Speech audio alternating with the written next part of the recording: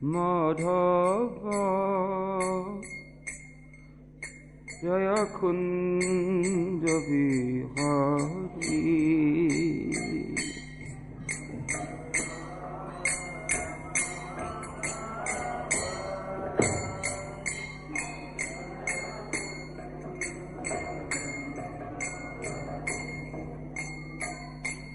Jaya Radha Madhava Jaya Kunja Bihari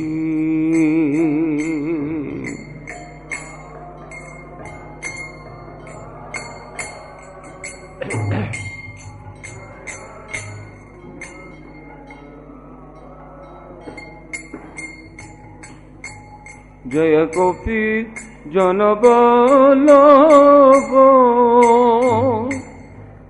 Jaya Girivadhari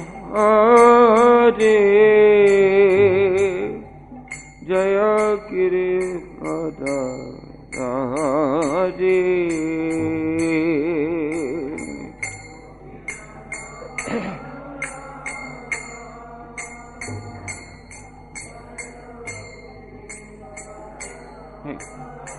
Are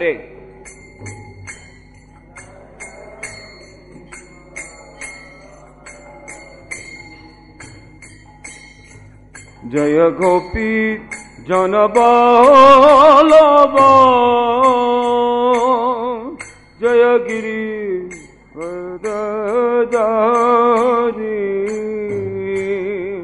Jaya Girivadhari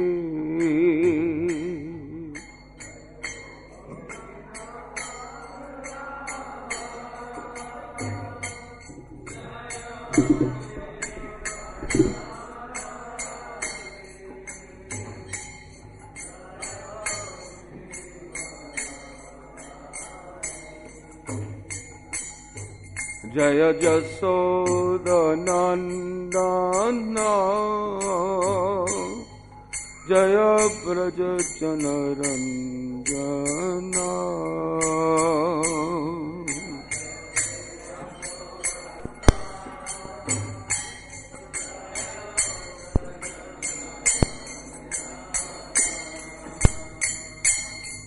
Jaya Jasoda Nandana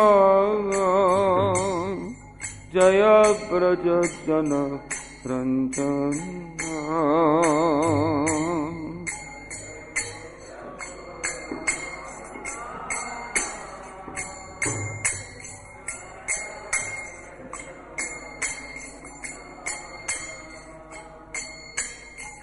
Jaya Jamuna Tiravanachari Jaya Kunja Bihari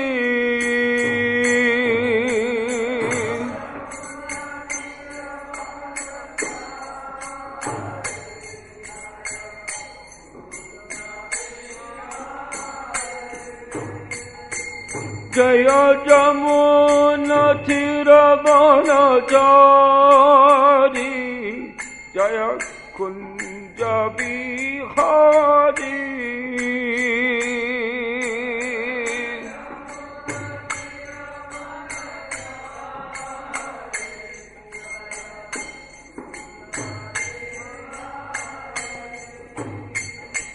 Jaya Jamuna Tiravanachari Jaya Rasa Bihari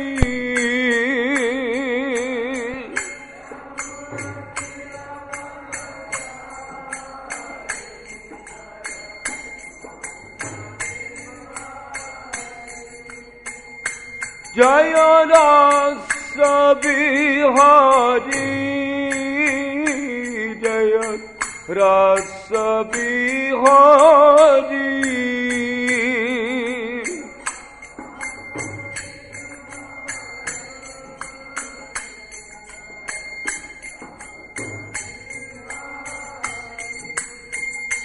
Jaya Radha Madhava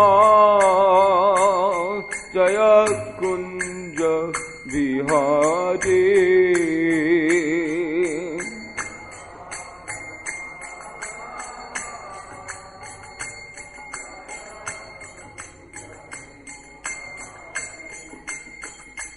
Jaya Radha Madhava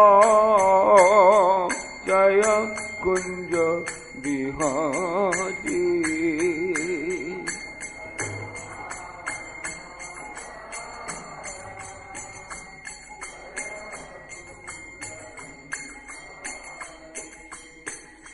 Hare Krishna,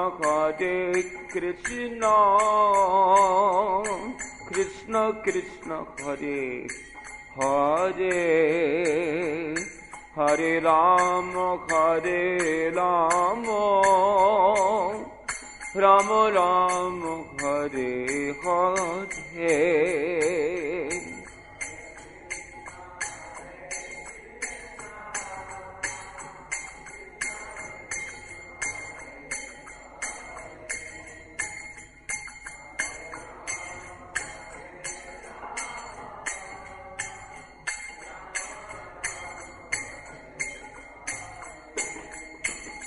Hare Krishna, Krishna Krishna, Hare Hare, Hare Rama, Rama Rama, Hare Hare.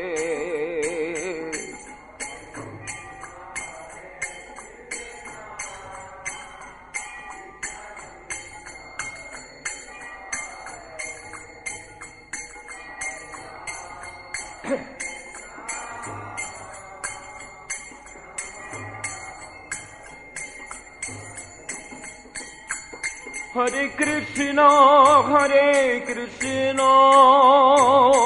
Krishna Krishna, Hare Hare, Hare Rama, Rama Rama, Hare Hare.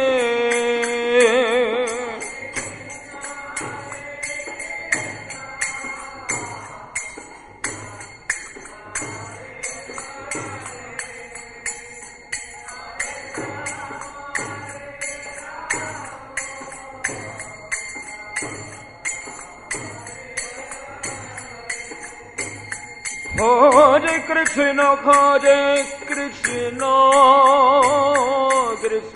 Krishna Hare Hare, Hare Rama, Rama Rama, Hare Hare.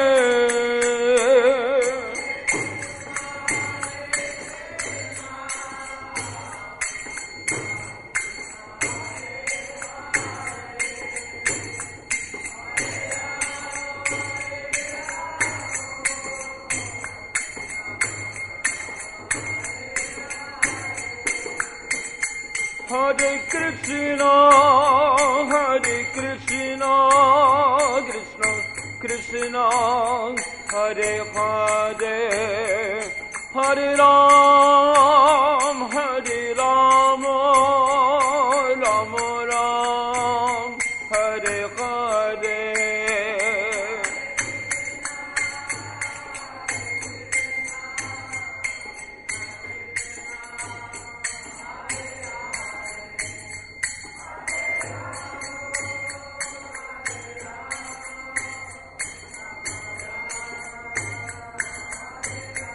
Nitai Gaur Hari Bo, Hari Bo, Hari Bo, Hari Bo.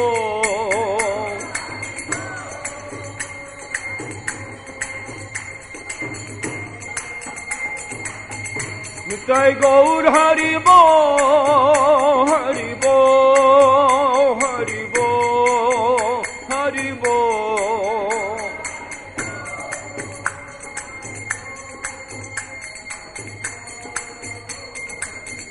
Jaya Jaya Prabhupāda, Prabhupāda, Prabhupāda, Prabhupāda.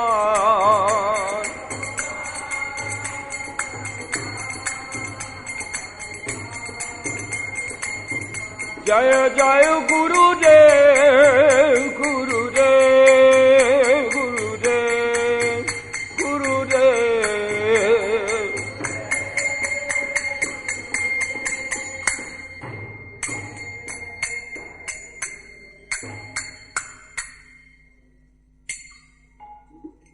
Jai Om Vishnupad Paramhans परिव्राजकाचार्य अष्टोत्तरशतसी Shriman His Divine Grace Śrīla Prabhupāda Charanaravinda Bhaktivedanta Swami Prabhupāda ki jai, Ananta Koti Vaishnavrinda ki jai, Namacharya Śrīla Haridas Thakur ki jai, Prem se kaho Shri Krishna Chaitanya Prabhu Nityananda Shri Advaita Gadadhar Shivasari Gaur Bhaktivinoda ki jai, Shri Shri Radha Krishna Gopa Govinath Shama Kunda Radha Kunda Giri Govardhan ki jai, Brajabhumi Shri Vrindavan Dham ki jai, Navadvip Mayapur Dham ki jai, Ganga Mai ki jai, Yamuna Mai ki jai, Tulsi Maharani ki jai, Bhakti Devi ki jai, Srimati Radharani ki jai, Shri Shri Radhe Shyam Sundar ki jai, Shri Shri Krishna Balaram ki jai, Shri Shri Nitai Gaur Sundar ki jai, Grantaraj Srimad Bhagavatam ki jai, Jugadharma Harinam Samkirtan Jagya ki jai, Nitai Gaur Premanandi Hari Hari Bo, Shamavita Bhaktivinoda ki jai.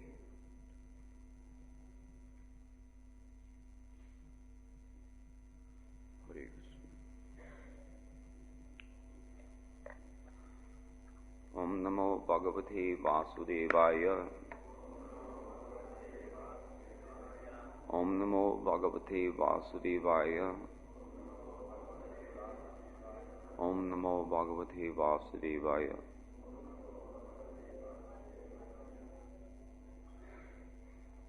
So,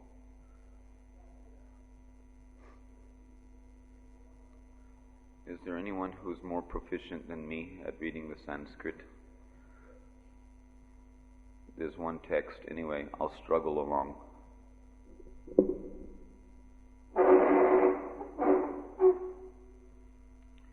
First I'm going to read text 10, and I think it's text 11 on the board, right? Huh?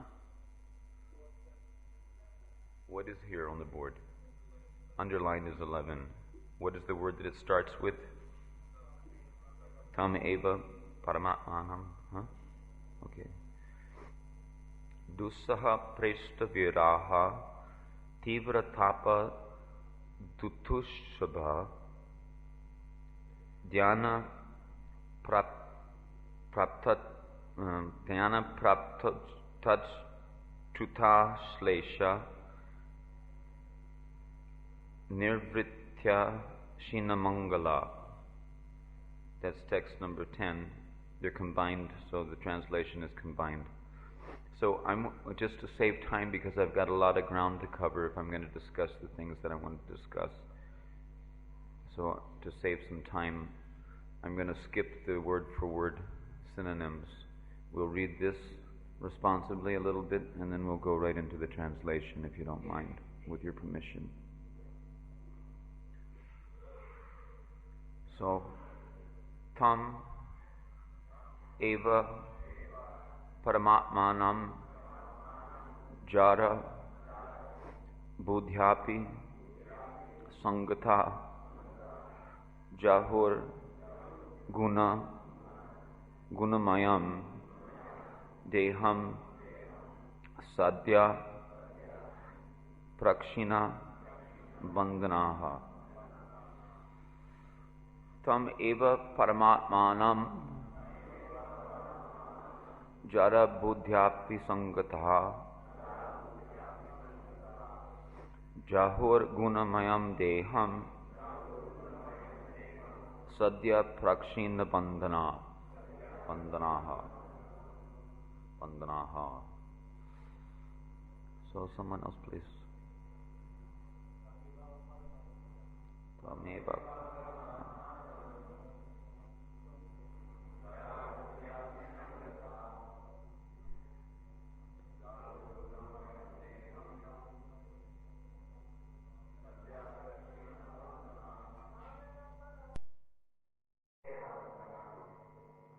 Okay. For those gopis who could not go to see Krishna, intolerable separation from their beloved caused an intense agony that burned away all impious karma. By meditating upon him, they realized his embrace, and the ecstasy they then felt exhausted their material piety. Although Lord Krishna is the Supreme Soul, these girls simply thought of him as their male lover and associated with him in that intimate mood. Thus their karmic bondage was nullified, and they abandoned their gross material bodies. We can repeat this, please. For those gopis who could not go to see Krishna, intolerable separation from their beloved caused an intense agony that burned away all impious karma. By meditating upon him, they realized his embrace, and the ecstasy they felt exhausted their material piety. Although Lord Krishna is the Supreme Soul, these girls simply thought of him as their male lover and associated with him in that intimate mood. Thus their karmic bondage was nullified, and they abandoned their gross material bodies. So, this is a very long purport, and it's a very beautiful purport. Mainly, it's actually completely, this purport is Vishwanath's commentaries. It's about 5 pages. So, please listen attentively. Usually, I guess fortunately or unfortunately, I have a tendency to overextend the class time. It is mentioned that the rasa dance was extended to the length of a night of Brahma. Sometimes I wish the class time could be extended to the length of a moment of Brahma, so that we could have enough time to at least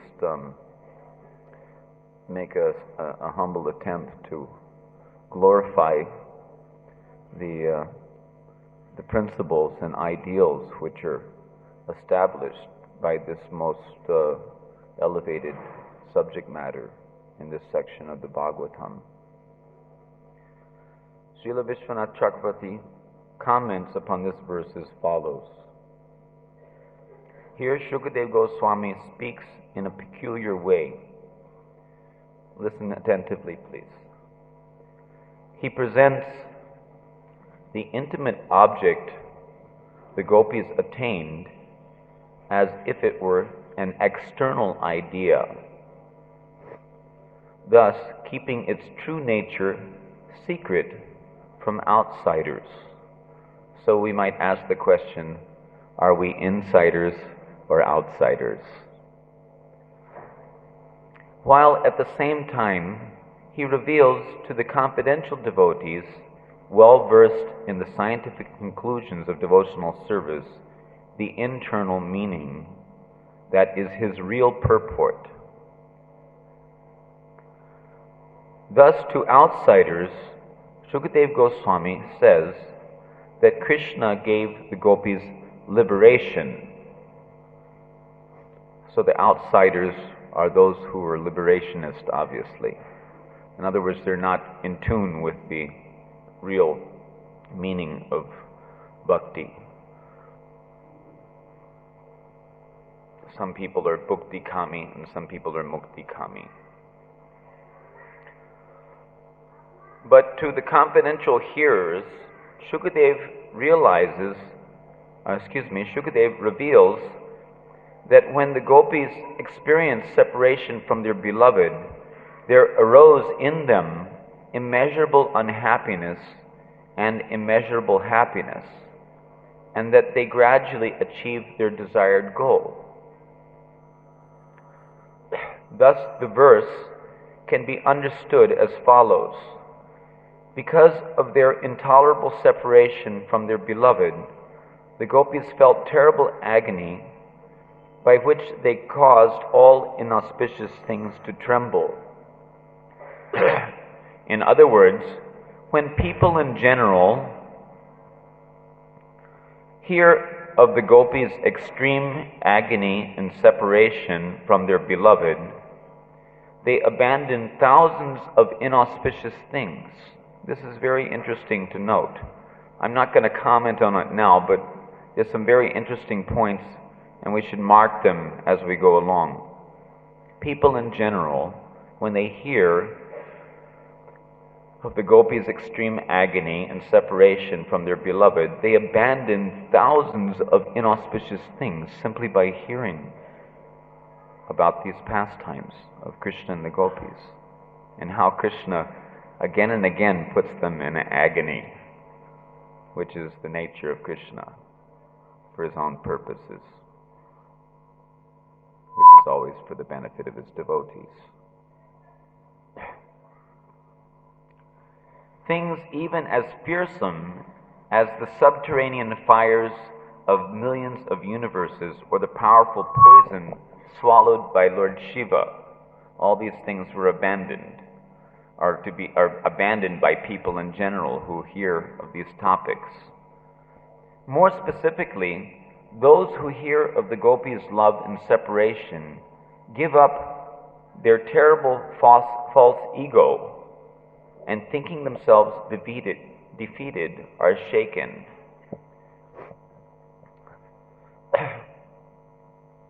So, first he's talking about the hearing about this extreme agony and separation, and that causes people in general to give up all inauspicious things.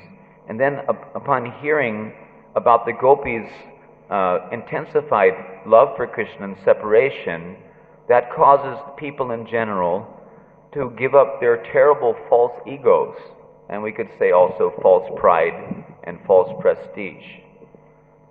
Thinking themselves defeated, they are shaken. When the gopis meditated on Lord Achyuta, he became manifest and personally came to them. And they experienced great joy by embracing his body. This is in meditation, which was full of transcendental love for them. The gopis also experienced great joy by exhibiting personal characteristics and a sense of identification appropriate to such love. So this is an important point also, that they experience great joy by exhibiting personal characteristics. These personal characteristics will be seen in terms of their Sarup Siddhi. In other words, as it's discussed later in the purport, how it is that the transcendental body became manifest as their devotion increased, and their materiality of their bodies decreased simultaneously. And it's given. I'm jumping ahead a little bit, but you will see that it's shown how devotees like Dhruva, for example, went back to home, back to Godhead, in his self-same body. But we should understand that for expression of the Madhurya Ras, there is need for having the Sarup, which is appropriate. So anyway, we'll get into that a little further. But just with reference to this statement that they experience great joy by exhibiting personal characteristics and a sense of identification appropriate to such love. So appropriate means that because they're Madhurya Bhaktas, they require the Madhurya Sarup to give that appropriate expression. that joy made all their good fortune, both material and spiritual, seem paltry by comparison. The implication is that when other persons see how happy the gopis became upon embracing Krishna, when he manifested himself directly before them, these other persons feel that thousands of so-called auspicious objects are insignificant by comparison, including all the sense-gratificatory pleasures found in millions of universes, and even the supersensory pleasure of spiritual bliss, Brahmananda. Thus, hearing of the gopis' distress and the joy that arose, respectively, out of their separation from the Supreme Lord and their union with Him, anyone can get rid of all the reactions of his past activities, both sinful and pious. Vaishnavas certainly do not think that sinful and pious reactions can be destroyed only by being lived out, since after all, neither separation from the Supreme Lord nor direct association with Him are in the category of karma. This kind of elimination of karmic reactions occurs in the stage of bhajan for those who have come to the level of anarthana vritti. So one point can be brought out here, that there's those who have come to the level of anarthana vritti and those who are continuously in the process of anarthana vritti. Because I'll get into this a little bit later if we have time, that there is a distinction between the categorical stage of anarthana vritti and the process of anarthana vritti. And thus the gopis thought of Krishna, the Paramatma, or supreme worthy object of all love, as their paramour. Even though such a concept is ordinarily contemptible, the gopis realized Krishna in an even fuller sense than did Rukmini and his other queens, who thought of him most respectfully as their husband. So now we're getting into the distinction between the Parakya Ras and Swakya Ras. That thinking of the Lord as one's paramour is superior to thinking of him as one's husband is proved by the fact that unbridled pure love is superior to domesticated love. This idea is borne out by the following words of Sri Uddhava: Yad dusyajam swajanam arya patam chahitva. These ladies of Braja abandon their families and their advanced religious principles, even though to do so is very difficult. Bhagavatam 10:47-61. In his pastimes on earth, Krishna often turns the most lowly things into the most elevated. As Bhishma stated, Krishna's pastimes of acting as Arjuna's chariot driver was even more elevated than his pastimes in which he acted as a mighty king of kings.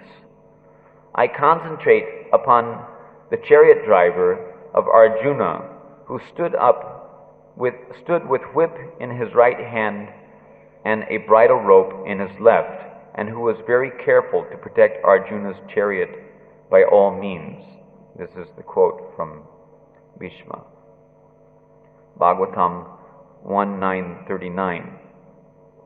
Similarly, in the Lord's appearance as Krishna, we see that the normally inferior conjugal rasa, namely Parakya rasa, normally means, when we say normally inferior, he is referring to the reflection of the tree, or the perverted rasas of this material world.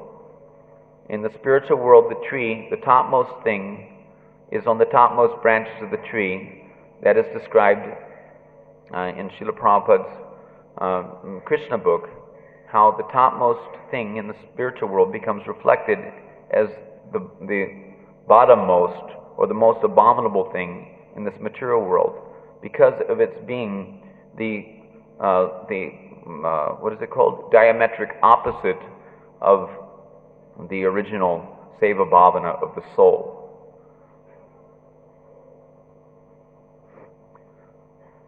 Similarly, in the Lord's appearance as Krishna, we see that normally inferior conjugal ras becomes better than the normally superior mood of Shantaras, as also the attitude of loving a paramour becomes superior to the loving exchange between legitimate spouses, and lowly gunja necklaces, red oxide paste, and peacock feathers become better than the most excellent jeweled ornaments.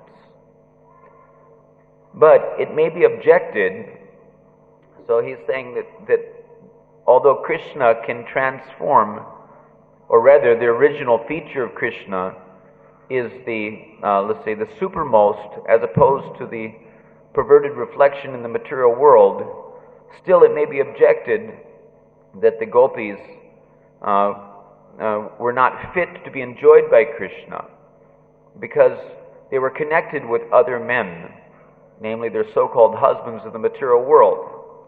It may be objected that it is not fitting for the Supreme Lord to sport with women whose bodies who have already been enjoyed by other men. So now Vishwanath is going to go into an elaborate discussion about how those gopis who had actually attained Krishna in Maharas, that their bodies were not enjoyed by other men because their bodies were the spiritual bodies. Krishna danced with the Siddhadeha of the living entity. He didn't dance with the Mayak form of or the material body of a gopi. And it describes how there is a gradual elevation from the material to the spiritual platform by which this becomes possible. Krishna is enjoying with the spiritual forms, and so therefore there's no question of his enjoying any material form. This objection is replied to by the words beginning with Jahu. The word deham is used here in a singular form to indicate unity of category, even though the gopis are many. Some authorities say that by the power of Yogamaya, these gopis' bodies disappeared in a way no one noticed. It means material bodies.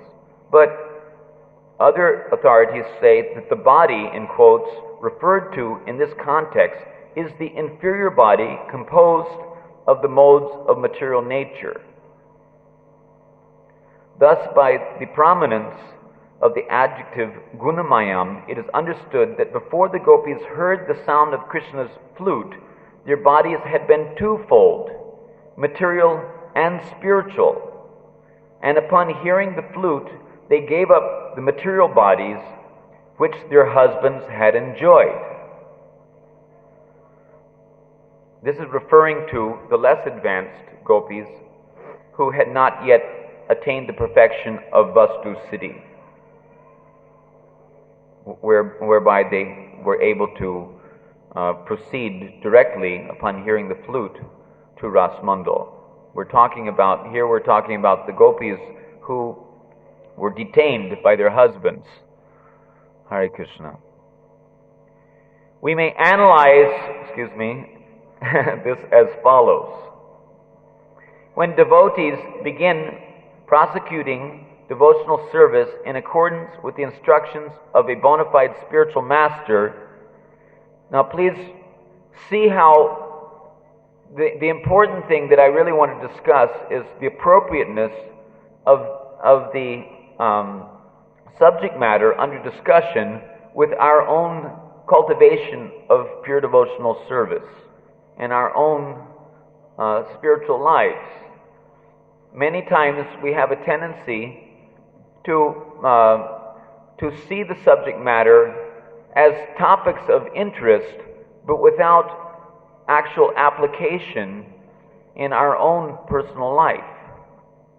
The tendency is to scrutinize some interesting specimen, practically as an armchair philosopher, or to intellectualize or to entertain ourselves by let's say, hearing about the topics of Krishna and the gopis, etc., but without understanding the actual purpose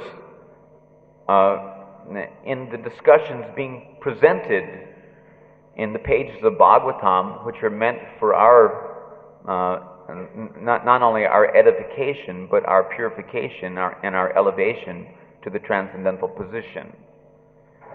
When devotees begin prosecuting devotional service in accordance with the instructions of a bona fide spiritual master, they engage their ears and other senses in pure devotion by hearing of the Lord, chanting His glories, remembering Him, offering obeisances to Him, giving Him personal attendance, and so forth.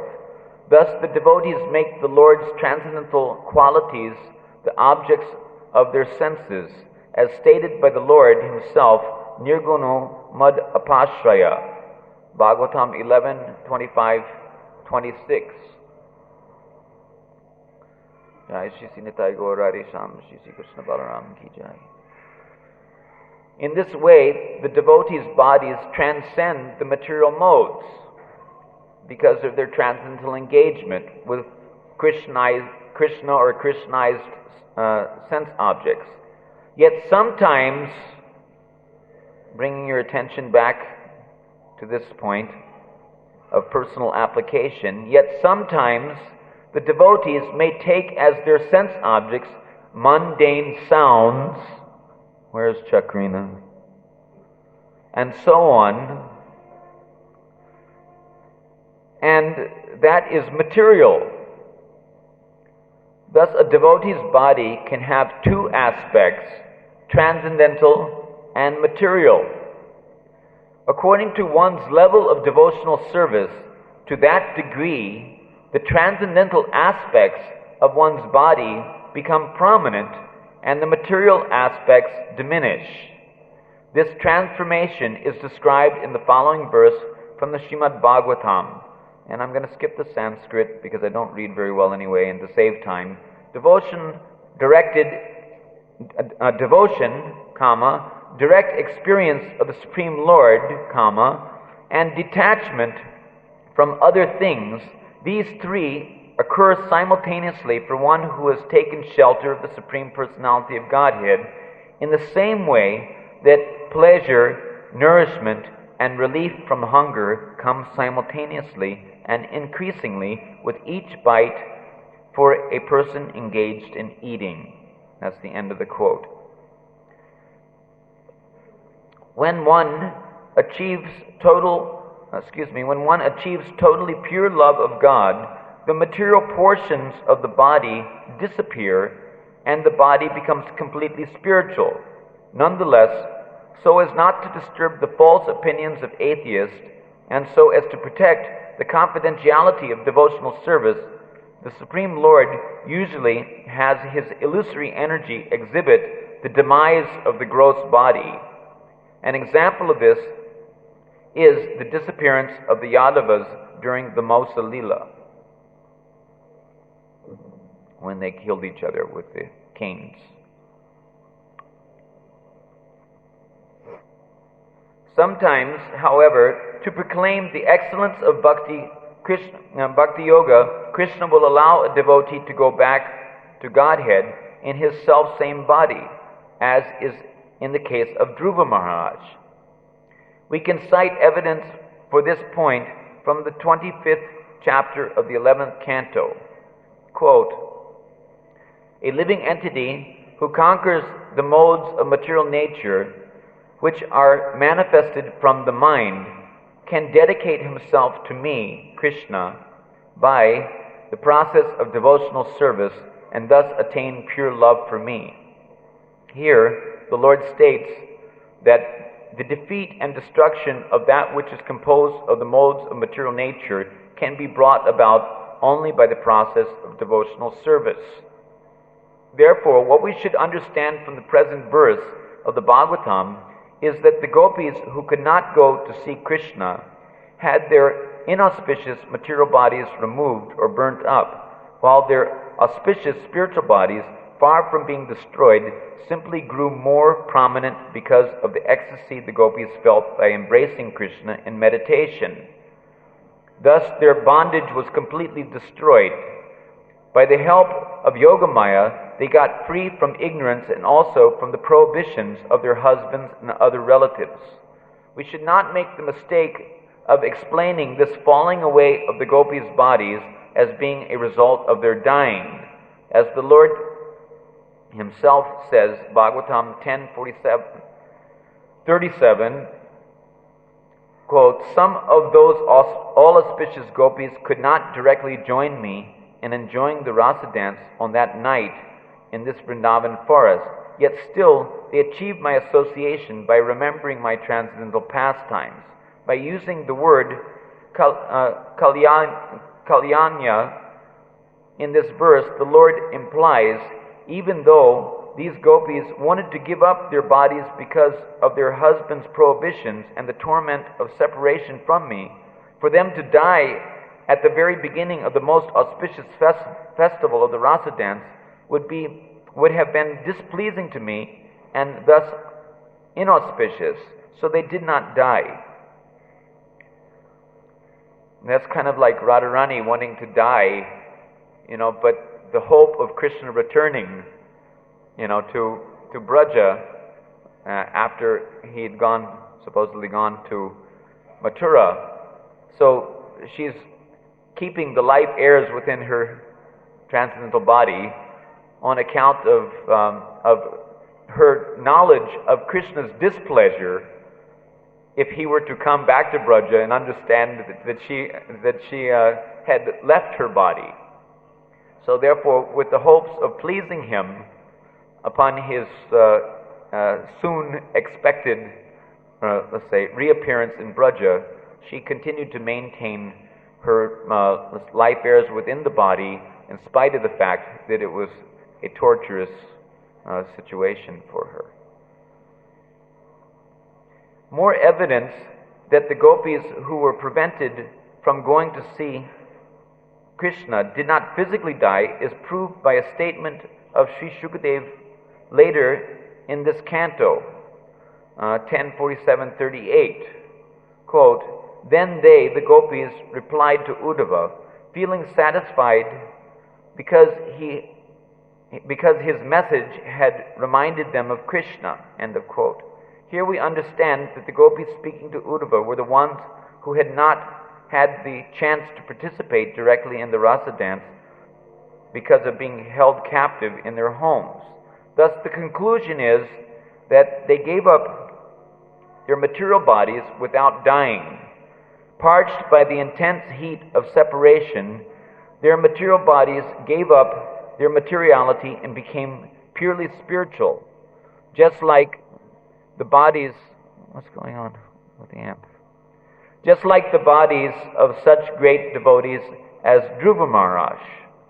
So he's comparing the appearance of the spiritual bodies, or the spirituality of the bodies of the gopis, as being the same as Dhruva Maharaj's body becoming completely spiritualized by complete absorption, or jagya. Brahmarpanam, Brahmahavir, Brahmagno, Brahmanahutam. Everything becomes absolutely spiritual, or Brahman, by completely absorption in the absolute. This is the meaning of the gopis giving up their bodies. The following analogy illustrates the status of the various gopis. Now this is very nice. This is interesting here. By observing 7 or 8 ripe mangoes on a tree, we can ascertain that all the fruits on the tree are ripe. Then, when we pick them all and bring them home, where in due course the sun's rays and other agents will make them fine-looking, fragrant, and delicious, fit to be offered to the king for his enjoyment. When the time comes for the king to take his meal, a discriminating servant can choose those fruits ready to offer him. From the appearance of the fruits, the servant can tell which are ripe in the middle but still raw on the outside, and thus not yet fit for the king. By the application of a special heating process, These remaining fruits will become ripe in 2 or 3 days, and then they too will be ready to offer to the king. Similarly, among the Munichari gopis, as we heard yesterday, are the gopis who were previously sages of Dandakaranya, who saw Ramchandra and desired the perfection of their eternal relationship with Gopal, because Narada Muni had initiated these sages into the 10-syllable Gopal mantra they were chanting. So they were chanting Gopal mantra, and their object of love was Brajendanandan Gopal, not Ramchandra. Similarly, among the Munichari gopis who took birth in Gokul, those who completely gave up the materiality of their bodies and very early in life achieved purely spiritual bodies were able to remain untouched by any other man. Thus, Yogamaya allowed them to join the Nityasiddha and other advanced gopis when they went to meet Krishna. Other Munichari gopis still retain some connection with the external material body, but even they, after being parched by the heat of separation from Krishna, gave up the materiality of their bodies and assumed perfectly transcendental bodies, purified of all taint of contact with other men. On the night of the rasa dance, Yogamaya sent some of these gopis out behind those who had already gone out. Others who Yogamaya saw still had a slight amount of contamination, she kept back to further purify with the heat of separation, and then she sent them out on some other night. So there's 3 categories of gopis described here. The Munichari gopis particularly. Those whose purvarag, or their intense, preliminary attraction to Krishna, with the intense hope of meeting Krishna, had become sufficiently evolved to the point where they had attained Vastu Siddhi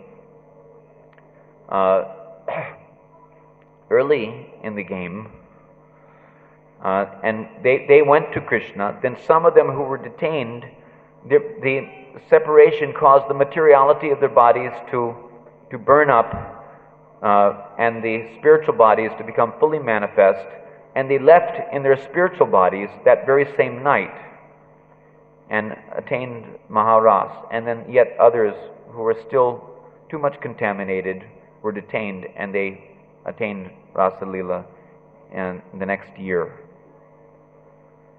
After enjoying the pleasures of the rasa dance and other pastimes with Krishna, the Munichari gopis who had participated went back to their homes when the night was over, as did the Nityasiddha and other advanced gopis. But now Yogamaya protected these Munichari gopis from the material association of their husbands. In other words, these gopis were devoid of any selfish attachment for husband, children, and so on. Since these gopis were thoroughly immersed in the great ocean of love for Krishna, their breasts dried up, so they could not feed their infants, and to their family members they appeared as if haunted by ghosts.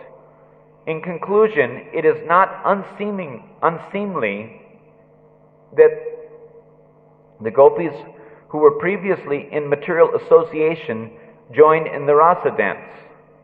Some authorities, however, maintain that the gopis who were kept back in their houses did not have children.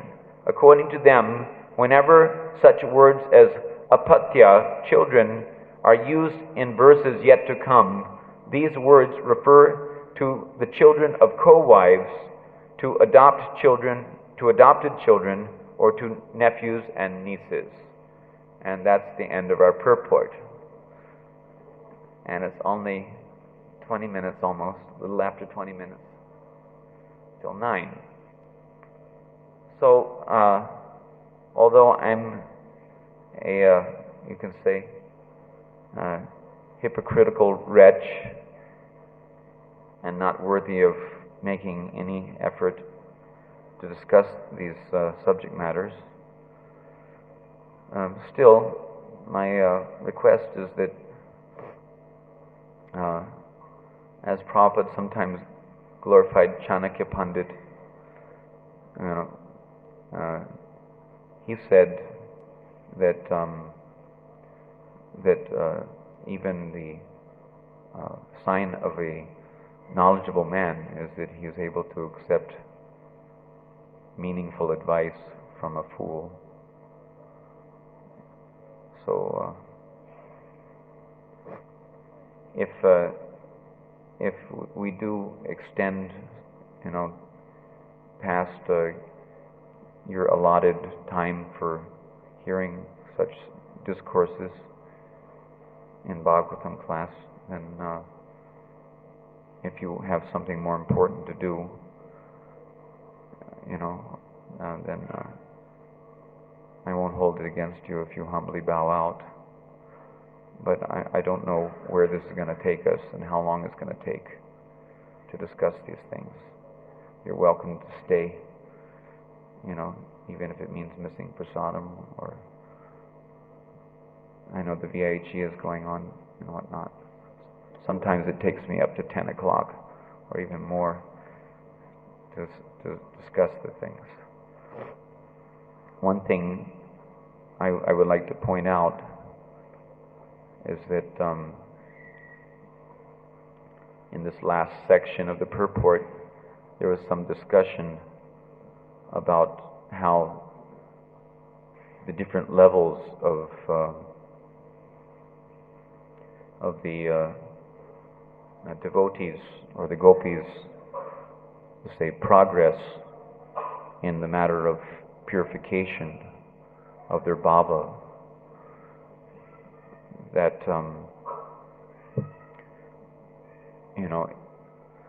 those who are completely pure,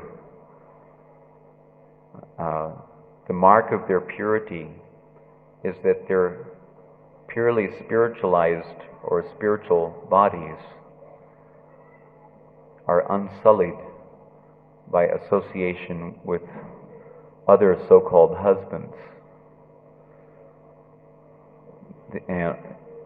on the material platform.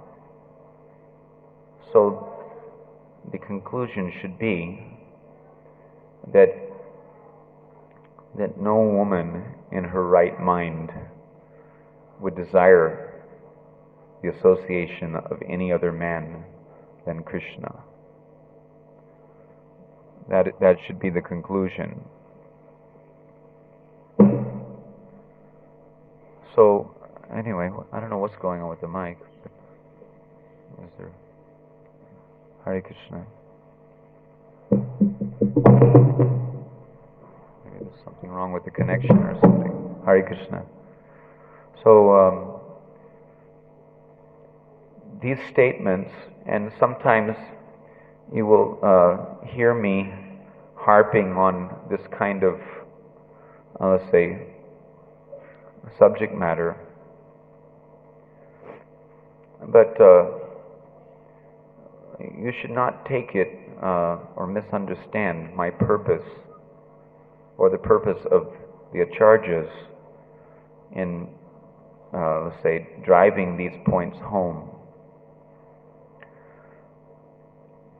Why the acharyas present, let's say, the fallibility of material associations. In reality, it is to wake us up to a higher sense of responsibility to Krishna. And also, it is to humble us. Because if we're not willing to recognize our own lowly condition, then we may not have the, let's say, proper proper soil in which to grow the bhakti lata. So it's very necessary for us all to take the humble position. It's just like sometimes we see that I've seen this a lot in our society, that the grihastas, those who, identify themselves with the grihasta ashram, many times they will, let's say, put forward the idea that, who are these brahmacharis and sannyasis? Us grihastas are as good as the brahmacharis and sannyasis. Actually, even we're better, because Manu Samhita says that the grihasta ashram is the best of all ashrams, because the grihasta ashram provides for all the other ashrams, so therefore it's the best of ashrams. So, and the sannyasis might think that these grihasta sense gratifiers, who are they, to say anything? We're the best, we're the spiritual masters of the, varnas and ashrams, etc. So of course this is all based on mundane considerations. The real mentality should be that I'm so lowly and fallen. The grihasta should be thinking that I'm so lowly and fallen that I could not, have the, let's say, wherewithal to, let's say, manifest in my heart the necessary standard of renunciation, as do these exalted sannyasis and brahmacharis, etc., giving them the benefit of the doubt. And similarly, the sannyasis should also think that I'm so fallen and wretched, in comparison to these exalted grihastas. If I were to be associated with the objects of the senses as the grihastas are in their grihasta ashram, in their grihasta life, surely I would go to hell. Surely I would fall down. The grihastas, giving them the benefit of the doubt, the grihastas must be highly exalted devotees who are beyond. They're actually stitadi munis, or you can say they're really dhira in the true sense, that they can remain aloof, with in spite of the provocation, etc. So in either case, it's necessary to cultivate humility. So similarly, when in the Shastras or in the Acharya Vani, we will see such instructions that women are 9 times lustier and 10 times more egocentric and all these things. This is a lookout, which is to help, because impartially the acharyas are giving instructions for the benefit of all classes. Striyo, Vaishyas, Tata, Shudras, all of them can achieve the Param Gatim, or the supreme destination. But because we're coming from different levels of material conditioning and have to get out of the material conditioning, there's a necessity to assess our condition, and by doing so, take recourse to the path of abject humility so that we can hope to make progress. We're simply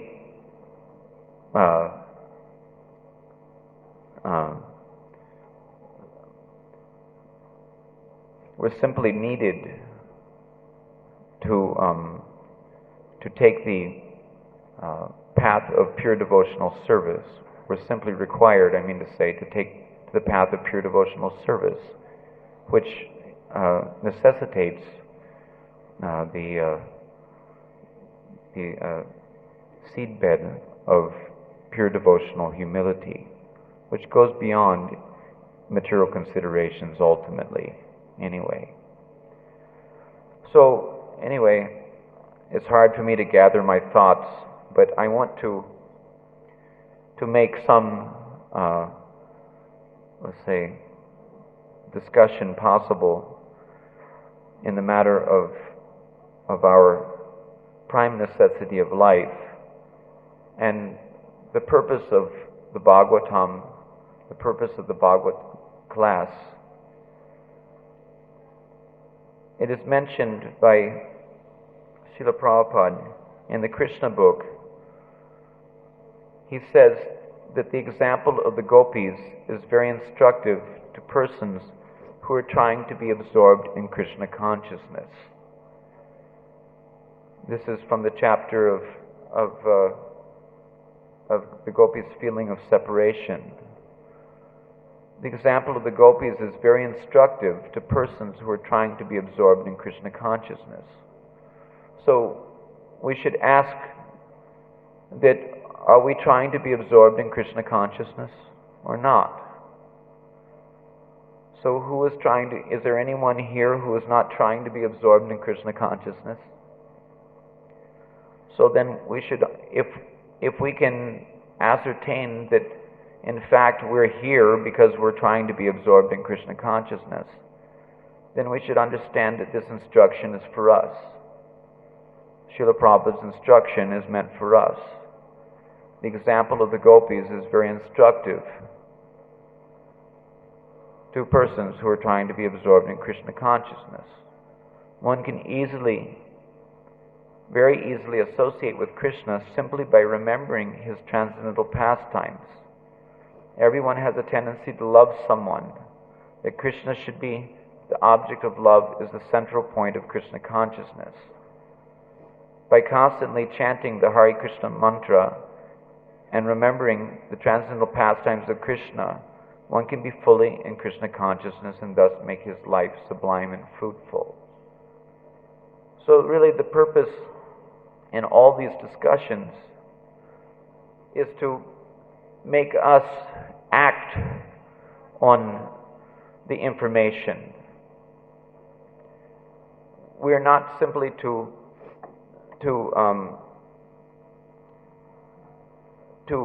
let's say, stand by as, you can say, spectators. This is not a spectator sport. But we're meant to also, let's say, cherish. We're meant to also come to the position of cherishing the hope of attaining an eternal relationship with Krishna.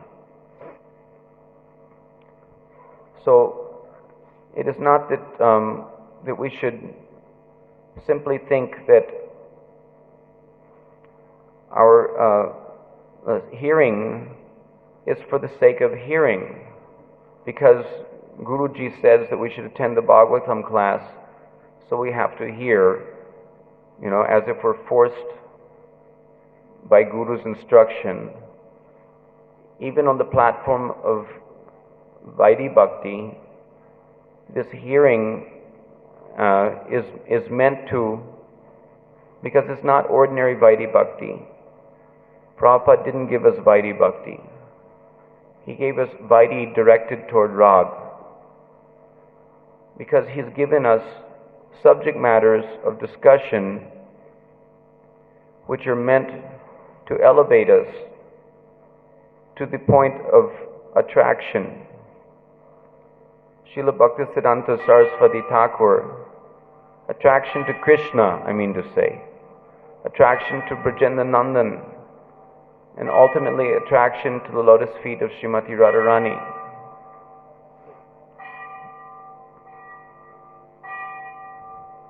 Srila Bhaktisiddhanta Saraswati Thakur, Bhaktivinoda Thakur, in his Samodhana Bhasya of Sri Chaitanya Mahaprabhu's Shikshamrita, he tells that for the sadhaka, because he actually has no experience of association with Krishna, it is only appropriate to cultivate the purvarag aspect of vipralamba bhav. Vipralamba bhav is having various aspects: purvarag, man, prema vaititya, and pravas. So purvarag, or the preliminary attraction, with the hope, the anticipation of meeting Krishna in the future, that is the main consideration of purvarag for the sadhaka, and that is only appropriate for the sadhaka, because the sadhaka can hear about Krishna. An example given is the example of Rukmini Devi, and even there's example of Radharani as well. When she heard about Krishna, and she heard Krishna's name, she heard Krishna's flute, she saw Krishna's picture, so she became attracted to, whom she thought was three different personalities, thus condemning herself. This was a matter of her purvarag. Rukmini, also upon hearing about the glorious activities of Krishna from the mouth of Narada, she also manifested an exemplary standard of purvarag. So, this hearing about Krishna is the prime means by which we can cultivate this purvarag, preliminary attraction. There's no question of cultivating this feeling of separation without hearing the subject matters of Krishna's transcendental Braja Leelas. I want to just read a little something which will help to elucidate Srila Prabhupada's intention concerning his presentation of Krishna book. To acquire this strong feeling of separation is the teaching of Lord Chaitanya and his direct disciplic succession of Goswamis. When we are not in physical contact with Krishna, we can associate with him like the gopis. Through feelings of separation, Krishna's transcendental form, qualities, pastimes, and entourage are all identical with him. There are 9 different kinds of devotional service. Devotional service to Krishna in feelings of separation elevates the devotee to the highest perfectional level, to the level of the gopis. So here Srila Prabhupada is entreating us. He's beckoning, as he does in so many places, how to, let's say, enhance our devotional feelings. Because after all, it is a heart's affair, and every one of us have a heart for Krishna. If we didn't have some place in our heart for Krishna, none of us would be here, sitting at the feet of Srila Prabhupada. So it's a question of nourishment. It's a question of inspiration. Prabhupada goes on further to say that those who are in the disciplic succession of the Madhva Gaudiya Sampradaya should always feel separation from Krishna, worship his transcendental form, and discuss his transcendental teachings, his pastimes, his qualities, and his entourage. That will enrich the devotees to the highest devotional perfection.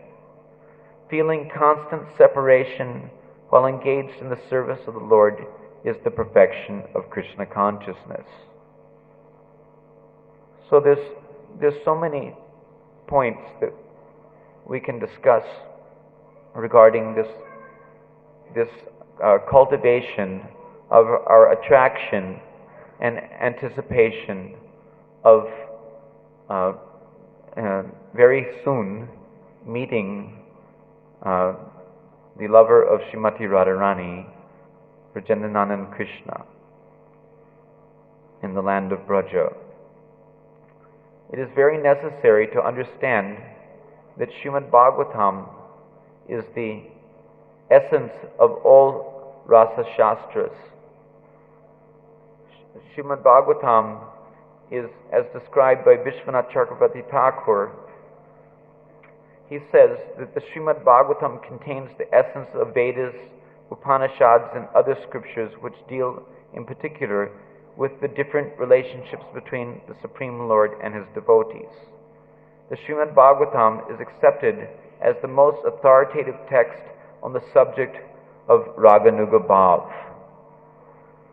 Further elaborating on the topics of bhakti as propounded by the Srimad Bhagavatam are the corollary literatures headed by the Bhakti Rasamrita Sindhu. So, Bhagavatam is a book which is meant to inspire Raganuga Bhakti. And we shouldn't take it otherwise. If we're seeing in any other light, then we should understand that we're misunderstanding the purpose of Śrīla Prabhupāda in presenting the Bhagavatam and in commanding by his own personal example his devotees to attend the Bhagavad discourses. The vidhi which is given is presented for the purpose of giving the devotees an opportunity, giving us an opportunity to become acquainted with the subject matter which inspires the enchantment of the heart toward Brajendanandan Krishna. Ultimately, this subject matter in the Bhagavatam is to point to the supreme ashraya, the supreme shelter, and to make us understand our lowly position and our abject need to take to that supreme shelter. In Prabodhananda Saraswati Thakur's Ascharya Rasa Prabandha, and as well in Vishwanath Chakravarti Thakur's Prema Samputa, these are books which deal with the subject matter of the purpose of Krishna's dealings with the gopis in the Maharas.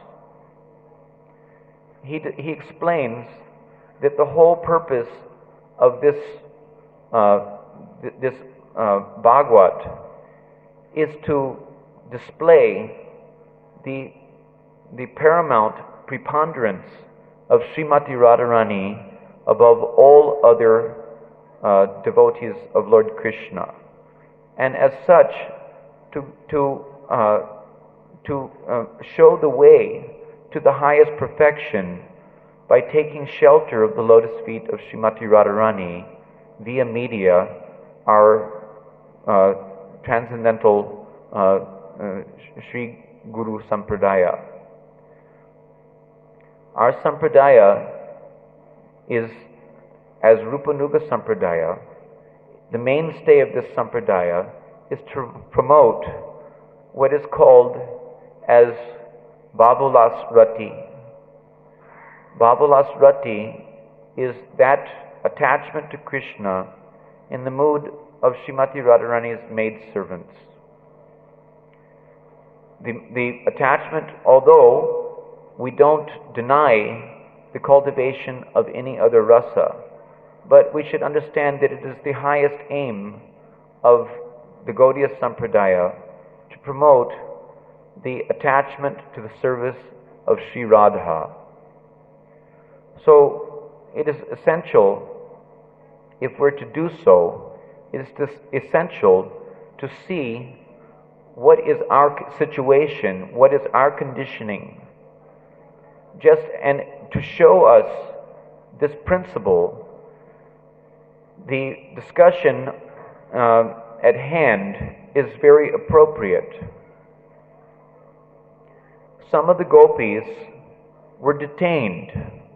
Why these gopis were detained is a very important consideration. It is because they were maintaining residues of material attachments. Because they were maintaining the residues of material attachments, they could not progress. They could not go forward. Sometimes I've been asked by some of the Brajbasis, those who are, or Brajajanas who were born here, they will ask me that, Aindra Prabhu, many times we hear in your society's preaching about the importance of increasing bhajan, increasing the quality of your bhajan. But we're born in Vrindavan. Is there any real need for us to do bhajan? They ask me sometimes. Because sometimes, because of the vanity of being a Brajbasi, the tendency may be there to take it for granted that we're Brajbasis, and Radha and Krishna, they're also Brajbasis, so things which are equal to the same thing are equal to each other. That mood is a spontaneous mood, no doubt, which arises on account of their good fortune of having been born in Braja. However, I always point out to them this incident of how these gopis, they were not born at any time in the realm of Braja, but they were born during the Prakrita Leelas of Krishna in the realm of Braja. They were not neophyte devotees given a, let's say, a fortunate chance to take birth in Braja, with the expectation of their, let's say, taking advantage of that good opportunity for augmenting their, let's say, their devotional attitude. But rather, they were born in the presence, the direct presence of Lord Krishna, when he was directly manifest. Yet still, it is shown how some of them had not attained the perfection of the necessary intensity of their purvarag, and as such, they were not yet completely freed from the anarthas. It is described that the anarthas are of 4 different categories: those which arise from sinful life, those which arise from piety, those which arise from the bhakti itself, and those which arise from the offenses against the holy name. As for those which arise from offenses against the holy name, there's a description in Madhurya Kadambini. There's a description wherein it describes that the anarthas arising from namaparad, because they are eradicated in stages. The anarthas which arise from namaparad are partially eradicated during the bhajan kriya stage, wherein one is strictly under the regulative guidance of the spiritual master. They are substantially eradicated at the stage of nishta. They're almost completely eradicated at the stage of rati or bhav. They're completely eradicated at prema. But they are not absolutely thoroughly eradicated until the stage of Vastu-siddhi, when one's spiritual body is completely manifest, as described in this purport that we were just reading. Only at the stage of Vastu-siddhi can it be considered that all anarthas are completely eradicated. The anarthas arising from sin are absolutely eradicated at the stage of asakti. And the anarthas arising from bhakti, they are absolutely eradicated at the stage of ruchi. So, we should not confound or misunderstand the subject matter when we're, let's say, discussing the principle of the application of the process of Raganuga Sadhana. Raganuga Sadhana is a practice of devotional service based on lobha. This lobha is described by Vishwanath Chakrabarti Thakur also. I'm just warming up a little, so don't mind. When a devotee becomes greedy for Krishna, while hearing about the different ecstatic emotions displayed by a parikar or a family member, confidant, participating in Krishna's Braja pastimes, the devotee thinks, "Let this spiritual emotion also bloom in my heart." Such meditations are never interrupted by the need to seek consent from either the scripture or logic,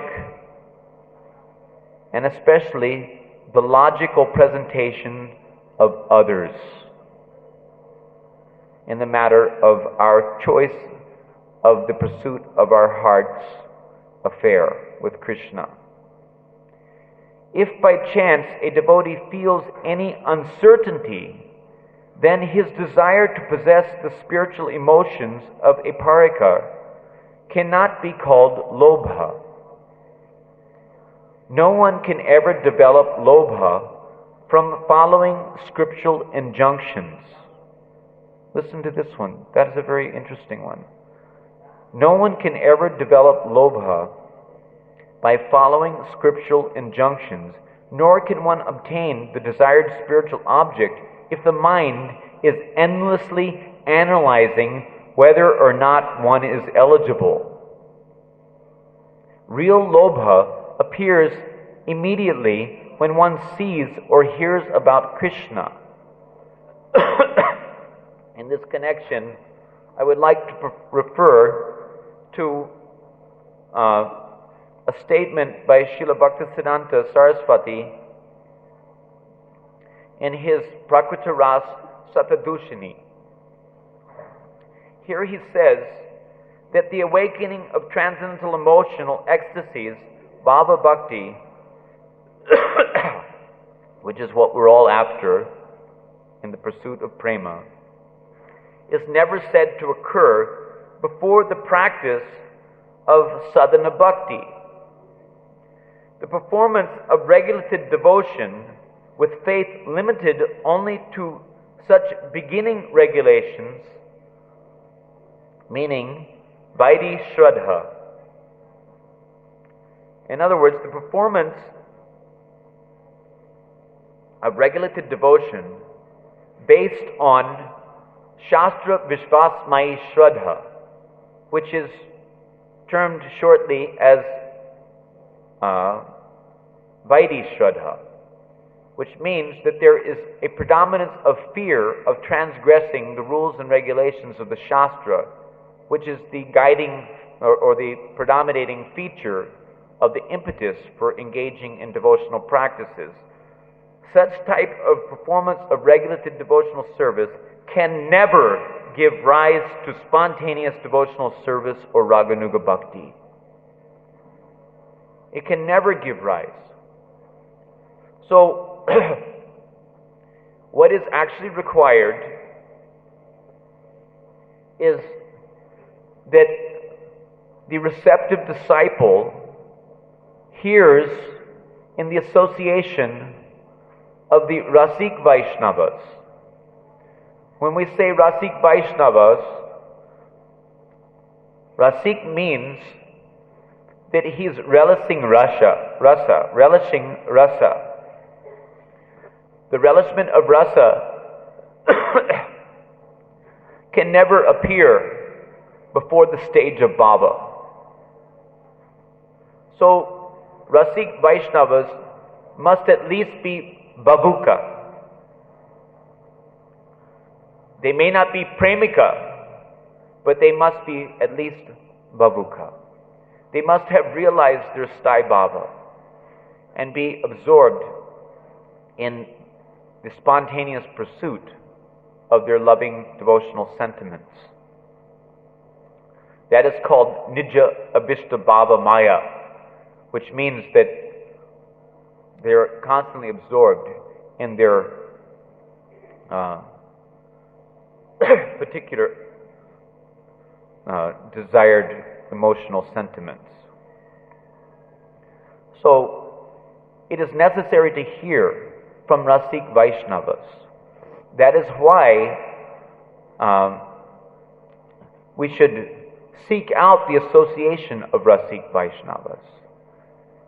Because those who are aspiring to get let's say, the benefit of the Gaudiya Sampradaya require the association of the Rasik Vaishnavas, it is not inappropriate to point out that the association can be had through Vani, and that Srila Prabhupada is Param Rasik Vaishnava number 1, as a Nityasiddha avatar coming from the spiritual world, as he himself concurred with the understanding that he is Shakti-Avesh avatar of Nityananda Sarup Shakti. Nityananda Sarup Shakti means the Sarup Shakti of Nityananda. And that Sarup Shakti of Nityananda may have various aspects in various rasas. But primarily in relationship to the performance of Rupanuga Bhajan, it is important for us to understand, necessary for us to understand, that within the consideration of Srila Prabhupada being the Shakti-Avesh avatar of Nityananda Sarup Shakti is the understanding that he is the manifestation of the Madhurya aspect of the heart of Nityananda in the form of Janava. After all, he is the representative of our Guru Diksha Sampradaya. And our Guru Diksha Sampradaya is coming from none other than Janava Nitai. The Bhagavad Sampradaya is coming through the Rupanuga system, Bhagavad system, or Shiksha Sampradaya. But our Diksha Sampradaya, through which the Diksha mantras are coming from Janava Devi. So it is not wrong to conclude that he is the representative of Janava, or an empowered Shakti-Avesh manifestation of Janava, who is none other than Ananga Manjari, who is the most confidential associate of Srimati Radharani in Braja. Therefore, it is essential for those who are interested or who recognize within themselves the inherent capacity for augmenting the Madhurya Ras, for them to understand how it is that we have the greatest facility for doing so at the feet of A.C. Bhaktivedanta Swami Srila Prabhupada. And that by his grace we gain entrance into all the Siddhanta, because without understanding the Gaudiya Siddhanta, it is not possible for us to actually get a grasp on the Sambandha Tattva Gyan, which is the preliminary, foundation of our,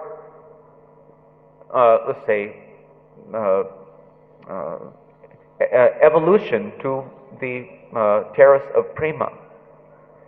Our aim is prema.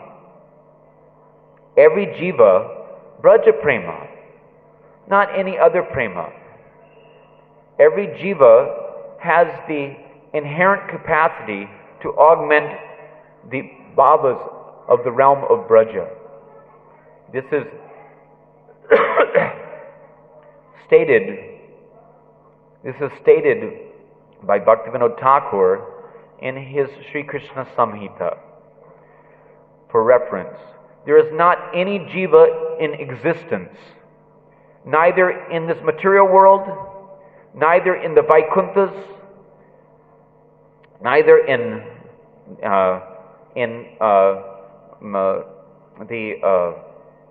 the realm of Ayodhya, Dwarka, Mathura, Vaikuntha Vrindavan.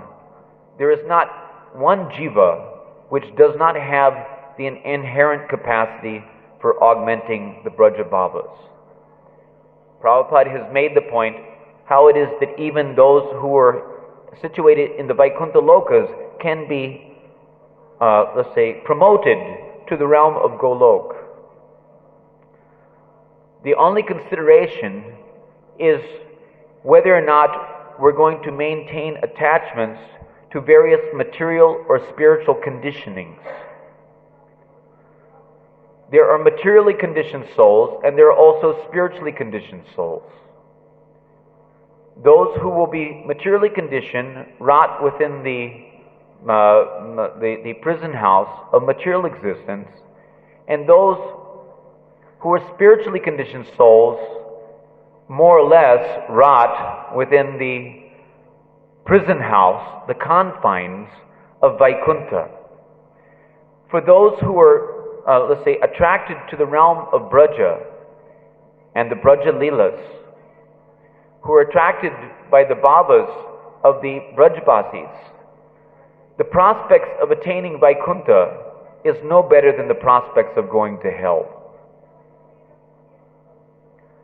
So in reality, I feel that it's important for us to understand that these passages of the Bhagavatam, they are meant to inspire action. They're meant to give us the impetus to go forward. They're meant to attract us to the higher realm. They're meant to give us the hope, the aspiration of having an eternal relationship with Brajendanandan Krishna. Just as Śrīla Prabhupāda himself says, so many places Śrīla Prabhupāda makes these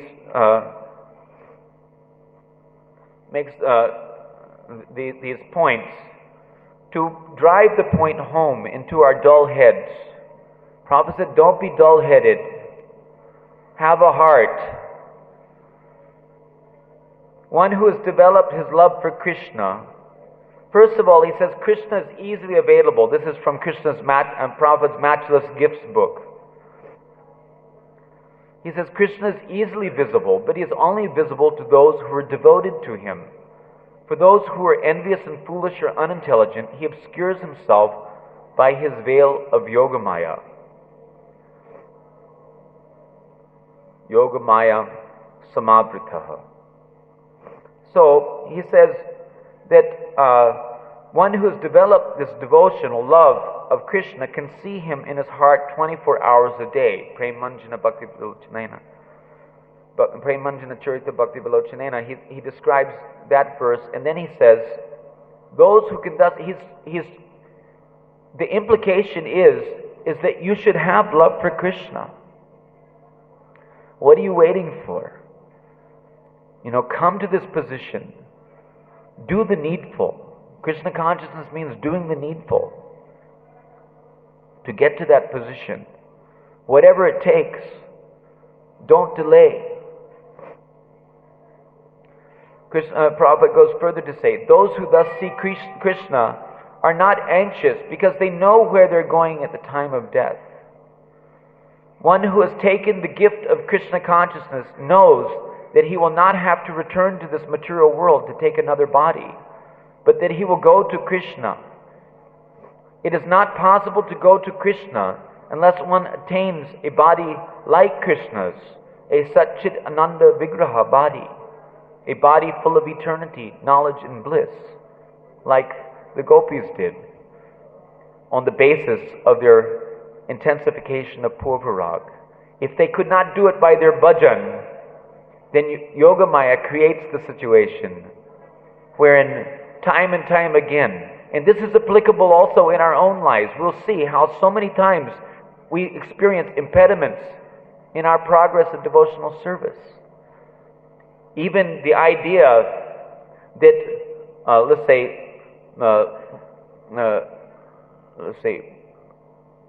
absorption in the studies of the Rasa Shastras is a kind of taboo in the ISKCON, in the context of our ISKCON society. That sense of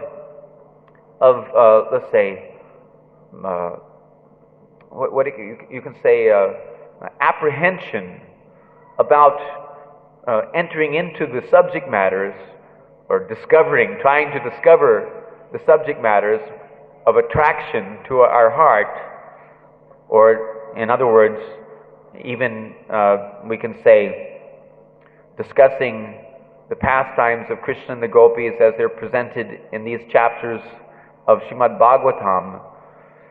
Sometimes we hear, no, first deserve, then desire, first deserve, then... We also say first deserves, then desire. But the principle is, when you deserve to desire, is when your desire is big enough. When your desire is so big that there's no room in your heart for any other desire. That is the mark of lobha.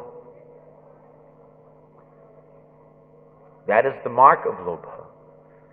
When we see, by hearing the pastimes of Krishna, that our heart becomes, infatuated, inflamed with a desire to also have similar bhavas, then it's possible for us to, go beyond the restrictions placed before us in the form of the anarthas, in the form of various, prohibitions by our superiors, etc. Where there's a will, there's a way.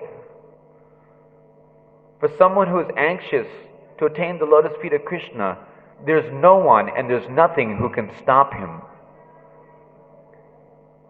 Even if he has to go about secretly worshiping Krishna in the core of his heart, and secretly, behind the hidden doors, reading Radha Rasa Sudhanidhi, reading Govinda Lilamrit, reading all these Rasa Shastras.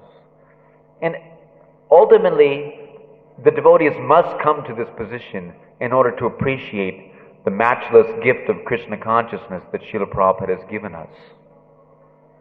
Because Prabhupada himself, just like in Chaitanya Charitamrita, Prabhupada mentions in one purport that anyone who wants to understand about Krishna, Krishna's devotees, and pure devotional service must read Brihat Bhagavatamrita, by which you can understand the superlative nature of Braja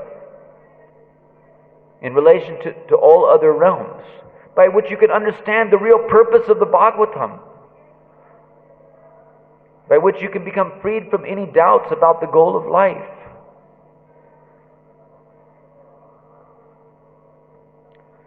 One cannot enter into fire and not perish unless he himself becomes fire. And similarly, one cannot enter into the spiritual world in a body that is not spiritual. This is a reiteration of what we're just discussing in our today's Bhagavad purport. In a spiritual body, Prabhupada is trying to, you can see, he is trying to enchant us. He's calling us. In a spiritual body, one can dance with Krishna in the rasa dance, like the gopis and the cowherd boys. This is not an ordinary dance, but the dance of eternity in the association of the Supreme Personality of Godhead. Only those who have become purified in their love for Krishna can participate in it. Therefore, one should not take this process of Krishna consciousness as something cheap, but as a matchless gift bestowed upon suffering humanity by the Lord Himself. Simply by engaging in this process, all the anxieties and fears of one's life, which in actuality revolve about the fear of death, are allayed. So Prabhupada is telling like this. We read in the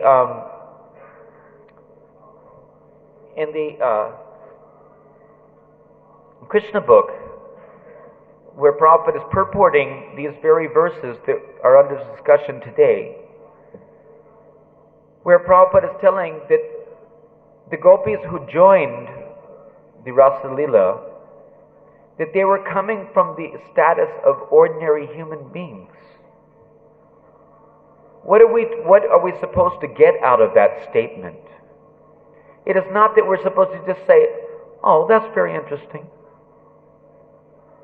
Interesting data, to put into our computer brain so that we can regurgitate it at the time of the next Bhagavatam class to show how erudite we are. No. Coming from the status of ordinary human beings, we should be thinking that, well, I'm also an ordinary human being. So, if they were coming from the status of ordinary human beings, then it may be possible for me to also attain that status. Therefore, I should go for it. That's the conclusion. Hearing is only solidified by application of the principle. If we don't have the let's say, predilection of mind to apply the principle, to put it to practicality in our own life, then we miss the real purpose. We misunderstand. So, it is essential that we take seriously our let's say, purpose in life, and the purpose of hearing Bhagavad Gita, and the purpose of, let's say, augmenting any rasa for the matter of pleasing Krishna, for the matter of pleasing Srimati Radharani. It is our only, let's say, goal of life, and is our only means. The means and the ends have to be the same. If you were to hope to get Braja Prema, then the means has to be the cultivation of Braja Prema, not the cultivation of Vaikuntha Bhakti, not the cultivation of Dwarka Bhakti. Cultivation of Braja Prema means Raganuga Bhakti. And that is what Prabhupada is giving us. Prabhupada is giving us Raganuga Bhakti. For those who don't have the lobha as of yet, there's the safeguard, the safety net. Just like when you're walking a tightrope, you require to keep the goal in mind. And you have to make steady progress toward that goal without being deviated on one side to sense gratification, on the other side to mental speculation. So there's sometimes requirement, the safety net. Sometimes it is seen that the safety net is varnashram dharma. And from another point of view, the safety net can be seen to be as Vaidhi Bhakti. You must follow these rules and regulations. You must chant 16 rounds of what? Hare Krishna, Krishna Krishna, Hare Hare, Hare Ram, Ram Ram, Hare Hare. What is it that we're chanting? We're not told to chant 16 rounds of Om Namo Bhagavate Vasudevaya. We're not told to chant 16 rounds of Om Namo Narayanaya. We're told to chant 16 rounds. The instruction is the Guru's order. You must follow. Do it. You can't disobey. Otherwise, aparad. So it shakes us in our shoes and makes us, think, oh, I must associate with the Hare Krishna, Krishna Krishna, Hare Hare. What does Hare Krishna, Krishna Krishna, Hare Hare mean? What did Prabhupada say it mean? Who cares what anybody else says it means? Prabhupada said that Hare Krishna, Krishna Krishna, Hare Hare, Hare Rama, Ram Rama, Hare Hare means, oh my dear Krishna, oh my dear Radha,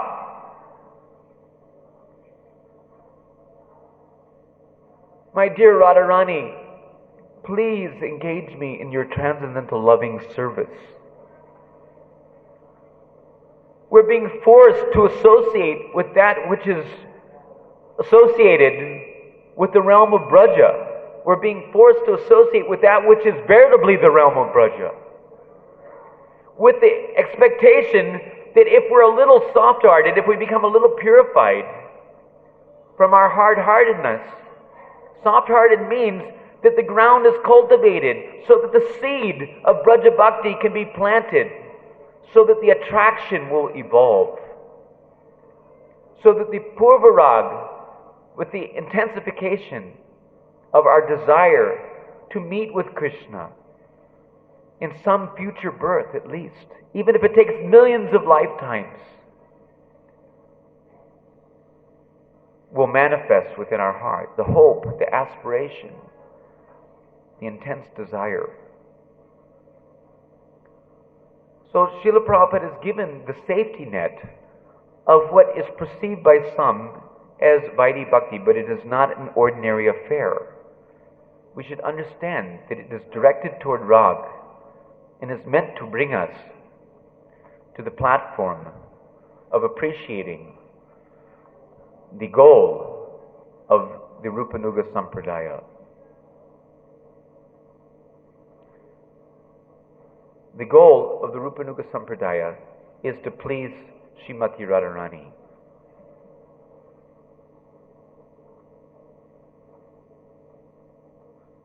And in closing, I think that we should close it soon because it's getting later and later. But I would like to read a few passages for the benefit of a few devotees, for those who are not interested, who have no, let's say, adhikar, eligibility to enter into the depths of this subject matter, which perhaps most of us don't, but a handful might. So for them, I would like to read, and for the rest, the subject matter will naturally go over the head, and it may not be of any use to anyone. But even if there's one person who will appreciate this, I'll consider that the purpose in, let's say, presenting it is successful. This is from Prabodhananda Saraswati Thakur's Radharasa Sudanidhi, which is, you can say, the supreme literature involving the principle of devotion to the feet of Radha. Whatever nectarine lake of rasa, overflowing with Govinda Katha, cultivated within my consciousness, and whatever days are passed in singing the glories of his qualities and worshipping him with nice decorations and ornaments, and whatever unalloyed loving affection I have established amongst his dearmost loving devotees. May all these activities give pleasure to the life-giving beloved of Nanda's dear son, Sri Radha. So this, anyway, because the Rasa Leela chapters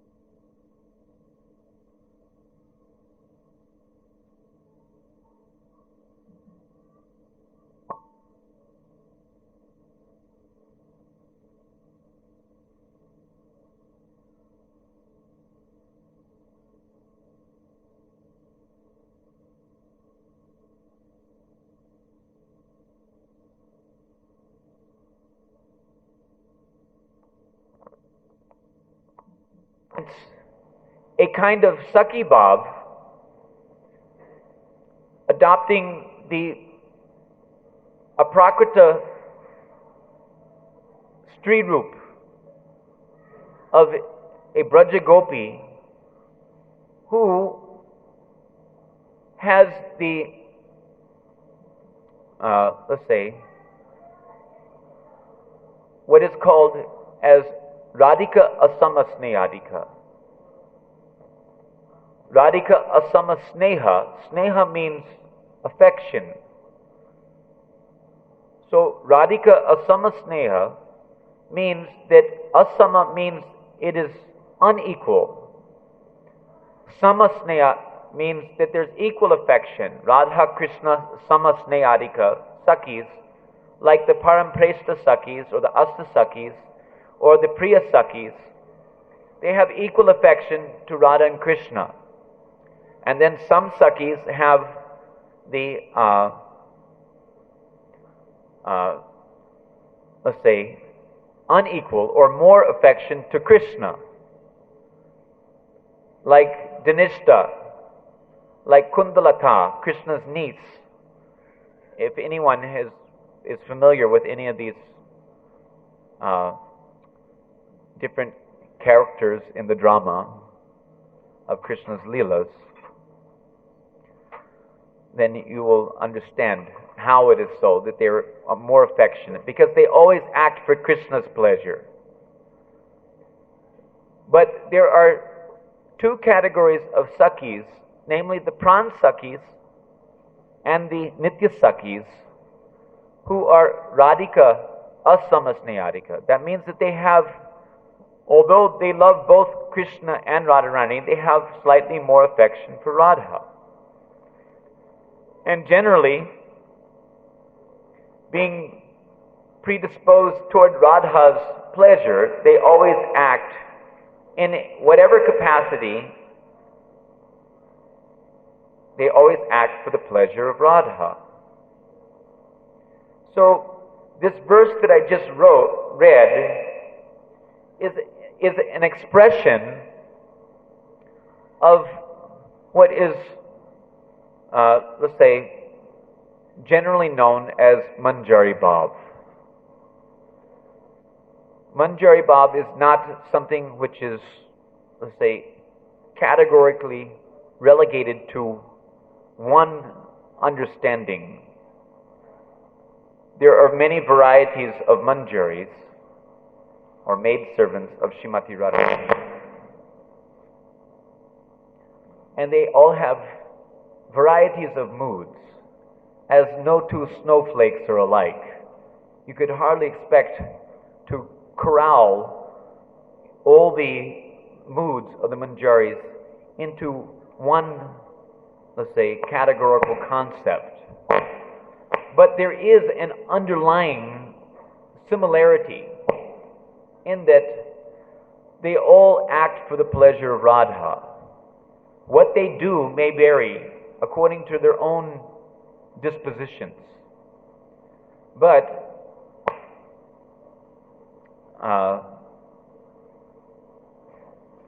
the main principle is to give pleasure to Radha. If they do anything to give pleasure to Krishna, then that is for the pleasure of Radha.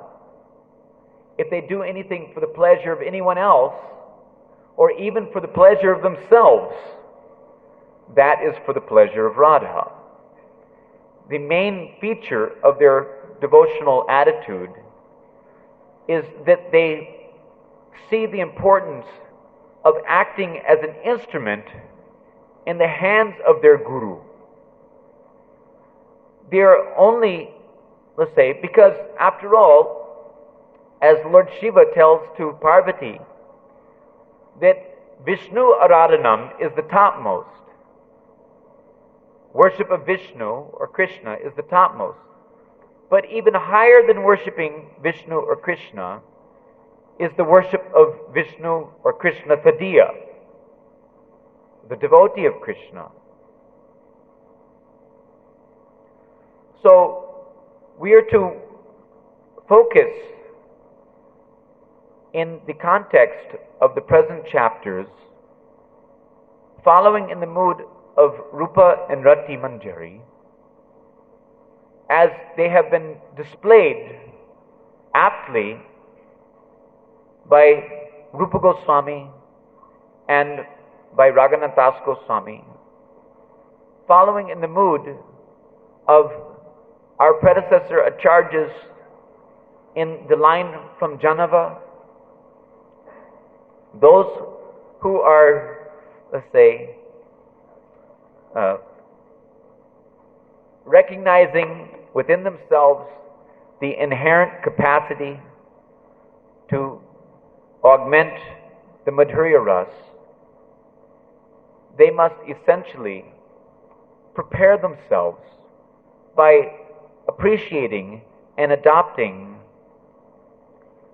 this devotional attitude of the Manjari's religious fervor at the feet of Radha. Rati Manjari and Rupa Manjari enter into the Nikunja Sevas, but they have different sevas, although their purpose is one. Rati Manjari will immediately, without any, let's say, drawing of straws or flipping of coins, they automatically go to do that which they feel naturally impelled to do by the desires of Radha. Rati Manjari will serve the limbs of Radha, massaging her limbs to relieve her fatigue. And Rupa Manjari will massage the limbs of Krishna.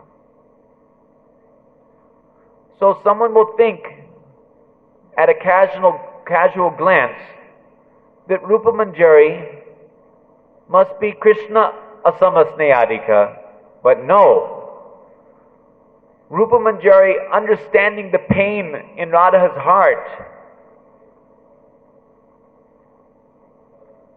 Radha wants to also, because Radha's pleasure is derived from Krishna's pleasure, and Radha's distress is derived from Krishna's distress.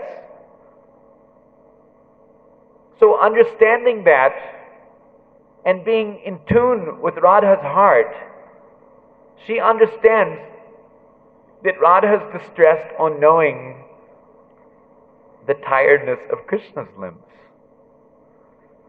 So for Radha's pleasure, to relieve Radha's distress, she will give pleasure to Krishna. And also it is there in Ananga Manjari Samputika how it is that, instigated by Srimati Radharani, Ananga Manjari goes to satisfy Radharani's Krishna. All these things are in the mood of Radhika Asama Sneha, because their main interest is to give pleasure to Radha in all respects. So,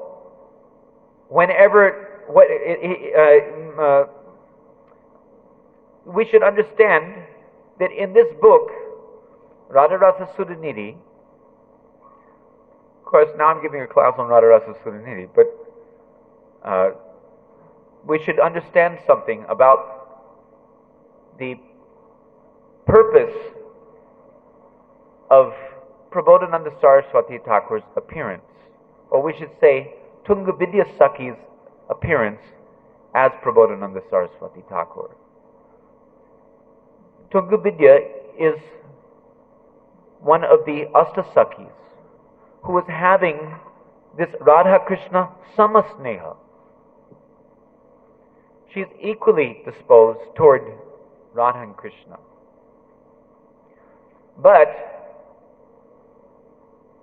just as Mahaprabhu appears in order to fulfill his, Krishna's, own desires to relish something which was impossible to be relished in the Krishna Lila, Mahaprabhu appears and manifests his Gaur Lila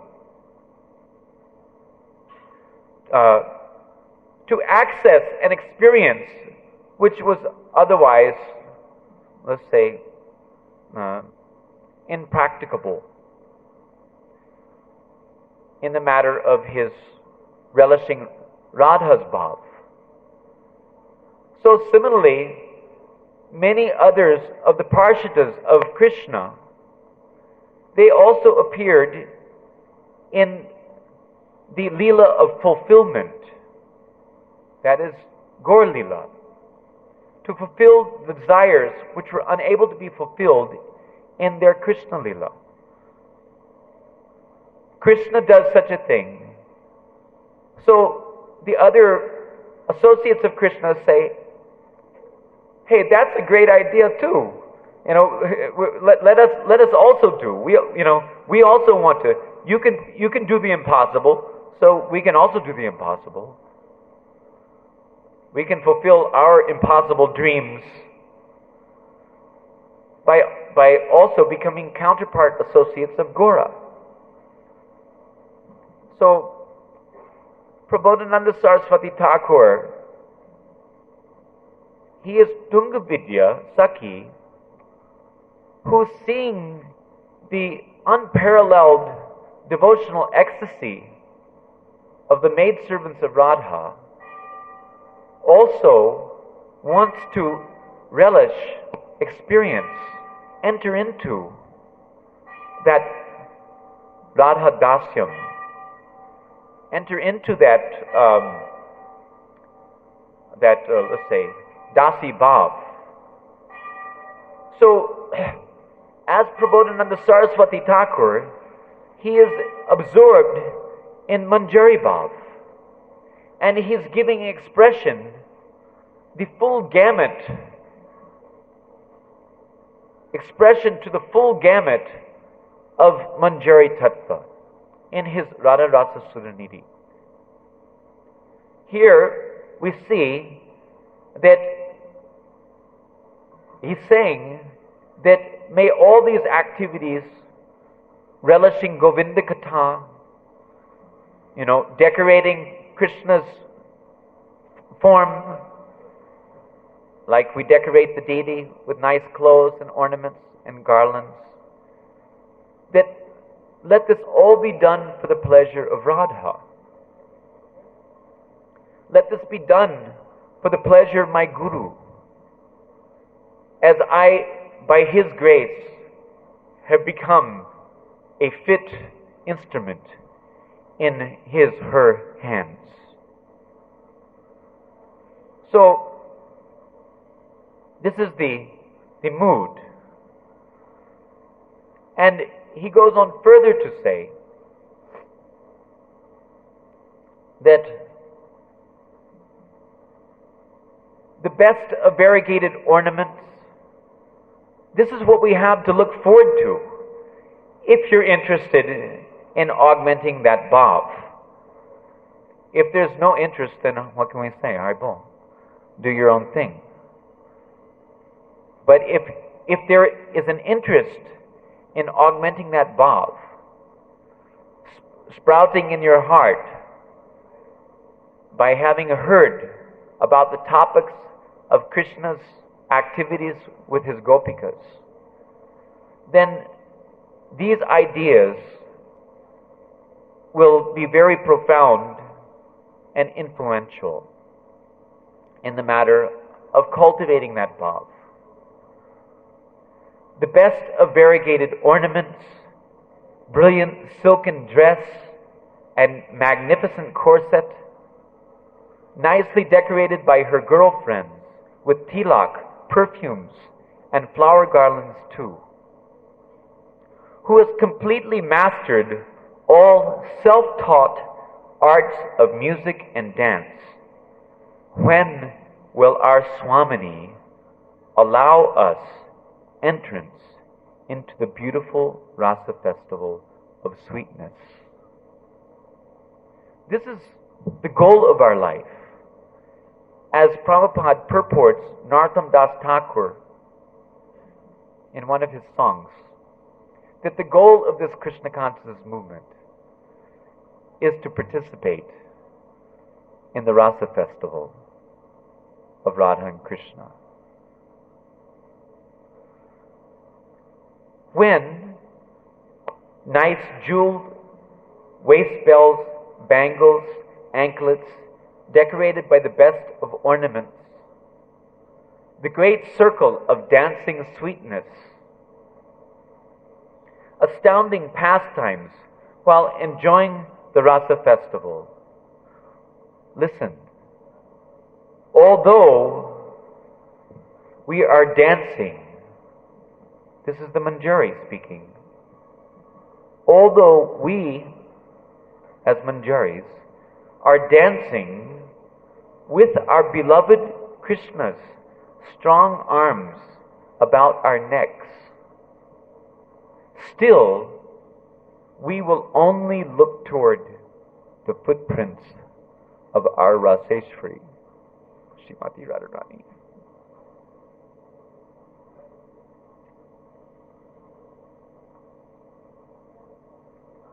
I'm taking great risk in presenting these topics today, but I hope someone out there appreciates.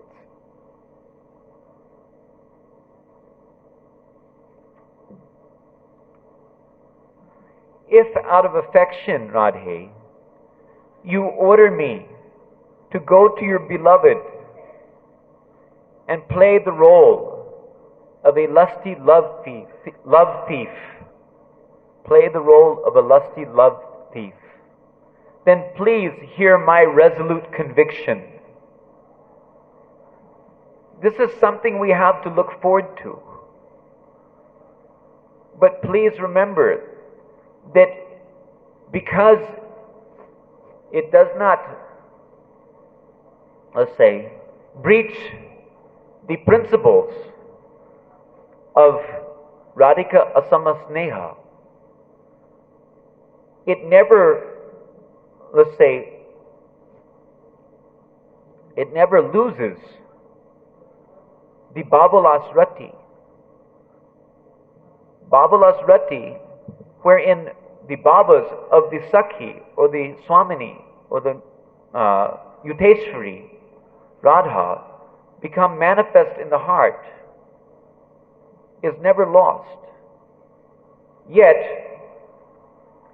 the Manjaris, they're prepared to do anything and everything for the pleasure of Radha, even if it means going to the hell of New York City to preach the glories of Braja Bhakti to the world. They consider hell and heaven the same.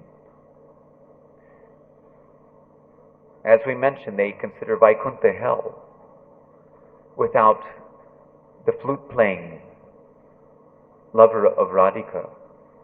What is the use of a Krishna without Radha?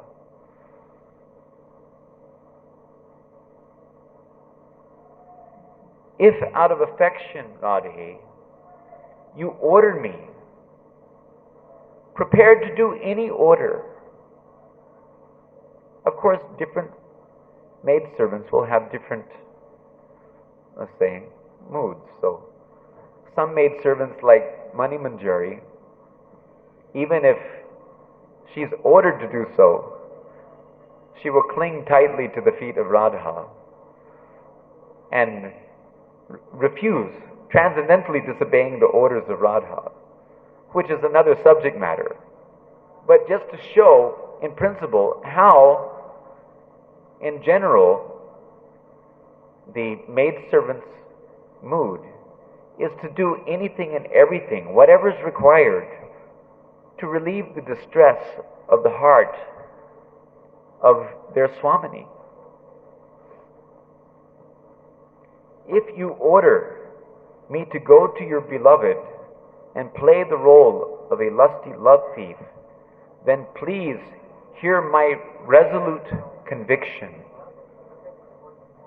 I will glance at him through the corners of my eyes while mildly smiling, and with all my limbs excitedly enraptured, I will forcefully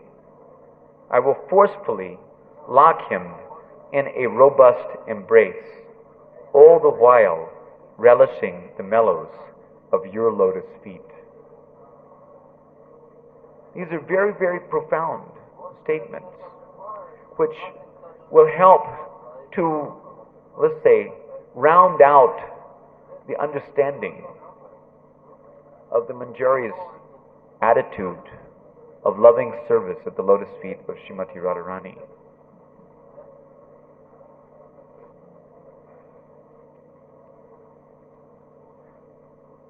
This is an example of a Manjari's resolute devotional loyalty to Sri Radha.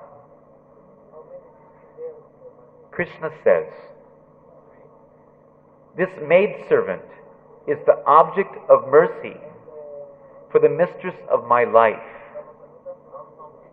Thus thinking, he kisses me, embraces me, makes me go wild by the honey wine of intoxicating amorous love, behaving with a most astonishingly wonderful increase of specially attentive affection toward me. Yet still, Shri Radhe, my mind only remains absorbed in the amazing rasa pastimes of your lotus feet. Just see.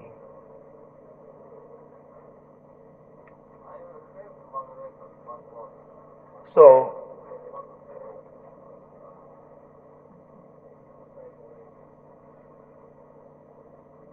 and when, enshrining in my heart Radha's lotus feet, the monarchs of all mercy, will I ever be able to conquer the endless trivial rules of this world? And when will the reservoir of pleasure, Sri Govinda, in the sole interest of prema, ever impart to this exclusively favored soul all the amorous arts taught by himself. He becomes the dance teacher, and the Manjari maidservant becomes the student by the grace of Radha.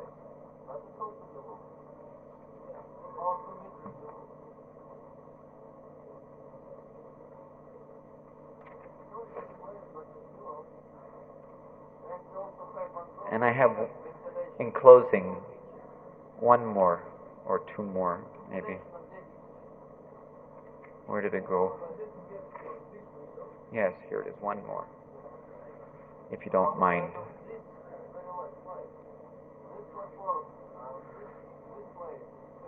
Millions of the best methods,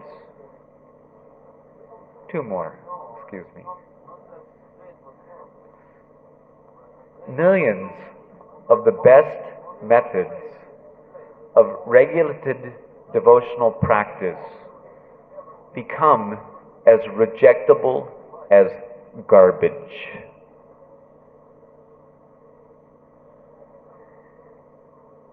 Listen to that again. Millions of the best methods of regulated devotional practice become rejectable as garbage for one who daily absorbs in hearing and chanting the name of Radha. Millions of the topmost goals of human existence stand ready to worship the timeless nectar of Radha's lotus feet. Millions of brilliantly divine desire trees are always present in the playground forest of Radha's lotus feet. Millions of amazing mystic perfections lie heaped up and uncared for at the feet of Sri Radha's maidservants. Some advocate the doctrine of oneness with impersonal beatitude. Others are maddened with the divine happiness of offering prayers to the Supreme Personality of Godhead. Still others taste and relish the matchless supreme bliss of Sakhya, friendship with Govinda, Vatsalya, parental affection, or Madhurya, conjugal love. But Sri Radha's maidservants feel the exclusively topmost limit of the astonishingly creamy essence of the sum total of all ecstatic joy simply by a single ray of the sportive live network of auras sparkling from the brilliant toenail jewels of her precious lotus feet. Srimati Radharani ki jai. Grantaraj Srimad Bhagavatam ki jai. Hare Krishna. Śrīla jai. Do you want to ask a question or make a comment or what? Yes, one quick comment. Okay.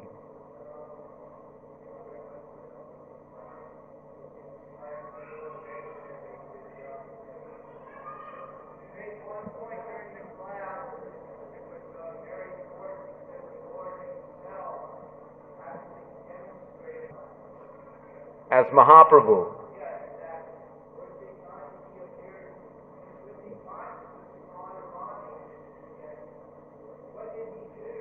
Param Vijayate Shri Krishna Sankirtana ki jai. Kirtan.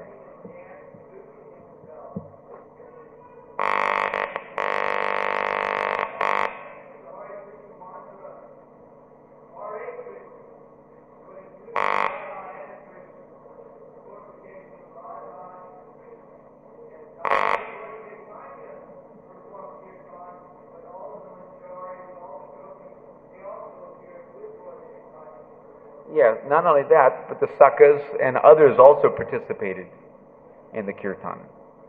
And amazingly, this is a very nice point that you're bringing out, which I also was going to bring out. I had a reference to it also, but we won't go into it much deeper. But it is important to understand how this Sankirtan performance is likened to the Rasa Dance Festival. This Rasa Dance Festival, and the more we absorb in, let's say, or the more we gain adhikar for chanting the pure name in the performance of Prema Samkirtan, the more we actually become fit for gaining entrance into the Rasa Festival in the Krishna Lila. Actually, this Samkirtan movement, which is, let's say, extended to us by the grace of our Guru Parampara through Śrīla Prabhupāda, is none other than, let's say, an ongoing manifestation of Gaur Lila. And in fact, wherever there is pure chanting of the holy name in Samkirtan, Lord Chaitanya and Lord Nityananda also appear and dance along in the chanting, in the Samkirtan performance. So, although ordinarily it may be a very arduous and painstaking affair, just as it is described that the sages of Dandakaranya in a previous yuga, they were performing severe tapasyas, or the Shruti the personified, the Shruti Devis, they were performing severe tapasyas in order to achieve let's say, the benediction of appearing in Krishna Lila as gopis to dance with Krishna in the Rasa dance. There is a description in some authorities say that the sages of Dandakaranya, they were performing Raganuga Sadhana for 5 kalpas, and that is the reason why it is said that the gopis, let's say, long cherished desires to have Krishna as their supreme husband. Long cherished desires doesn't mean, this is directly referring to the sages of Dandakaranya who worship the goddess Katyani along with other Nityasiddha gopis to, let's say, get the fulfillment of their desires. It is not just a matter of Krishna stealing the garments of the gopis and then blessing them that in a future, let's say, autumn night on Sharad Purnima, that they would be able to have the fulfillment of their desires to get Krishna as their husband. But rather, it's referring to the fact that they spent long, arduous, let's say, as much as 5 kalpas is described, that the sages of Dandakaranya, they achieved birth in Braja as gopis, let's say, after 5 kalpas of arduous, painstaking performance of, kalpas means a day of Brahma. So, Mahaprabhu's Leela came and went 5 times. You know, Krishna's Leela came and went 5 times before they got the, let's say, the eligibility, you know, to, let's say, achieve Krishna in Maharas. So, still, we should understand that the types of performances of penances and austerities that were performed by such sages in previous kalpas or in previous yugas, you know, can easily be had by the grace of the Sankirtan movement. Certainly within one lifetime, if one gives up his superfluous attachments. Just like, and this is what we have to learn from, the main point that we have to learn, that why the gopis were detained, why they were kept in bondage. It is the same point why we are kept in bondage. You know, the husbands of our, let's say, vikarmas and sukarmas, you know, of the reactions to our namaparadam, etc., are keeping us bound to lower grades of devotional realizations, devotional experience. So it's so much important, you know. Nevertheless, we should simultaneously understand that performance of Sankirtan in the movement of Lord Chaitanya is not merely a matter of Vaidhi Bhakti. This is wrong preaching. And I'll say it, you know, to anyone's face. I don't care if they're the biggest leaders in this movement. They're preaching wrongly if they say that the worship of Lord Chaitanya in Dasya Bhav refers to Vaidhi Bhakti. It is wrong, wrong, wrong. And it is making a let's say, confusion among devotees.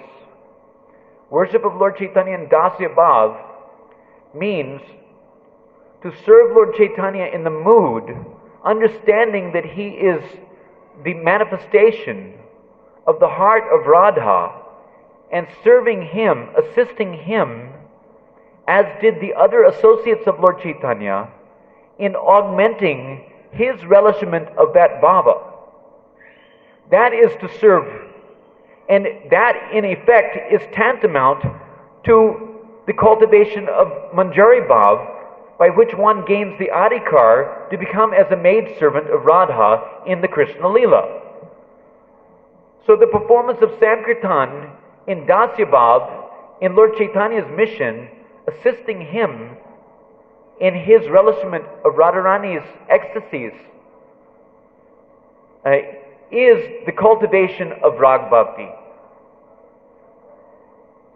It's not what you do, it's the mentality. If you're going out on Sankirtan or book distribution simply because the temple authorities ordered you to do so, therefore I'm going out and going through the motion, you know, for making money or for, you know, getting the big score on the, you know, when they make the announcements for some ego gratification or whatever, or just because, you know, I'm feeling duty bound or whatever it may be. This may come under the category of Vaidhi Bhakti, or it may come under the category of Karma Mishra Bhakti, or it may come under the category of let's say, Bhakti Abhas. It may not have anything to do with Bhakti, because it's only a vehicle or a means by which I can get the self-aggrandizement that I'm actually desiring within the core of my heart, without any consideration, real consideration of the pleasure of Krishna, although we may give lip service to it. That doesn't constitute Rag Bhakti. But if the attitude is to augment the pleasure of Guru, the augment with agreed to relish let's say the moods of the associates of Lord Chaitanya in their performance of Sankirtan, to get behind them, to sympathize with them, to assist them in their let's say endeavors to facilitate the happiness of Lord Chaitanya, to relieve Lord Chaitanya's distress. Radha's distress is in knowing Krishna's distress. And there is a part in Krishna's heart which feels distress upon knowing the plight of the fallen conditioned souls. So Radharani She feels 10 million times the happiness of her own personal meeting with Krishna by making arrangements for others to meet with Krishna.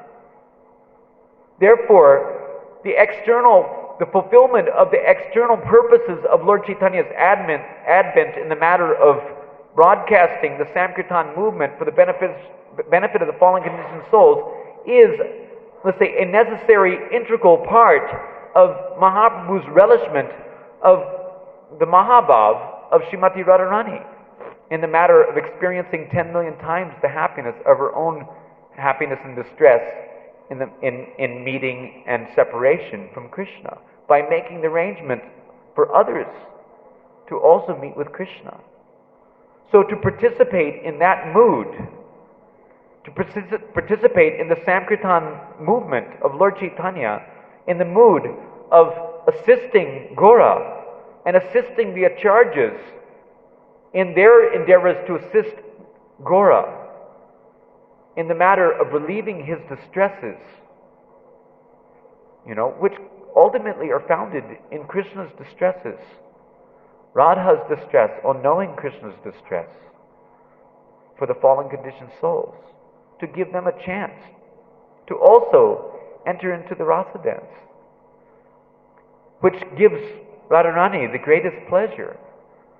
Radharani gets the greatest pleasure by making the arrangements for others to meet with Krishna. Therefore, our performance of Sankirtan, whether it's the chanting, congregational chanting, public, either on the streets or in the temple, here in Vrindavan, this is lazy, intelligent Sankirtan mission. We don't have to go anywhere. The public is coming to us.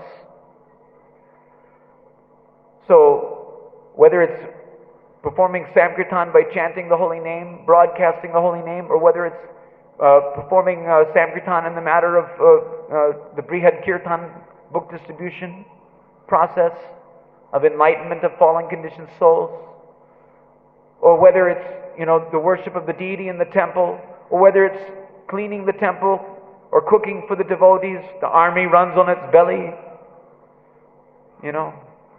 all for the purpose of relieving the distress of Mahaprabhu, all for the purpose of assisting the Acharyas, Nikunjayuno Ratikeli Siddhai, Yaya Yabir Yuktir Apekshaniya, assisting the gopis in making who are making tasteful arrangements for the perfection of Radha and Krishna's loving affairs. Part of that making the tasteful arrangement for the perfection of Radha and Krishna's loving affairs is engaging others in the affair, to bring new people, to give Krishna more and more, increased varieties of transcendental loving experiences within himself, which are all aimed at the pleasure of his favorite and dearmost devotees, the emancipated jivas, who experience the ananda, the golden ananda contrasted against the black background of their previous, conditional life of material existence. Yes.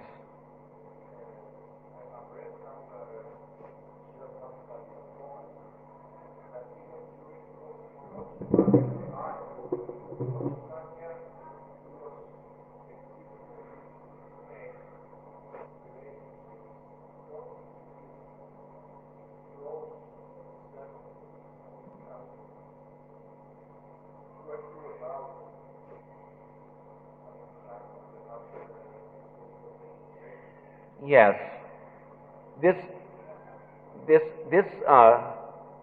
point was reiterated by Śrīla Prabhupāda in one lecture, and he makes the point that only when one is completely freed from all anarthas is one actually competent to relish these topics,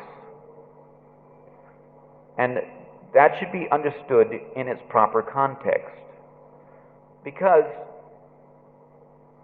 as we were making the point earlier, that the commencement of Rag Bhajan cannot be concluded that it can only,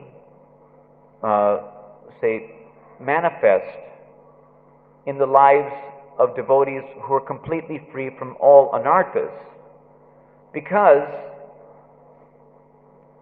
to be freed from all the reactionary results of the anarthas means to attain Vastu Siddhi, or the spiritual Satchidananda Deha, as the gopis did in order to dance with Krishna in the Rasa dance. So we cannot conclude that the consideration of completely free from all anarthas refers to, there's two ways of looking at it. One way is to understand that yes, only when one is completely freed from all anarthas and actually has the spiritual body with which to experience Mahabhav can one actually enter into the understanding or deeply penetrate the understanding of what is actually being discussed in the more intimate pastimes of Radha and Krishna.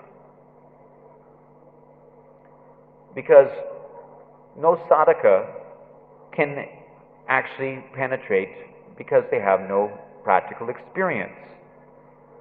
So it is true to understand in that way that only those who have attained spiritual bodies are actually the fittest to discuss these things. However,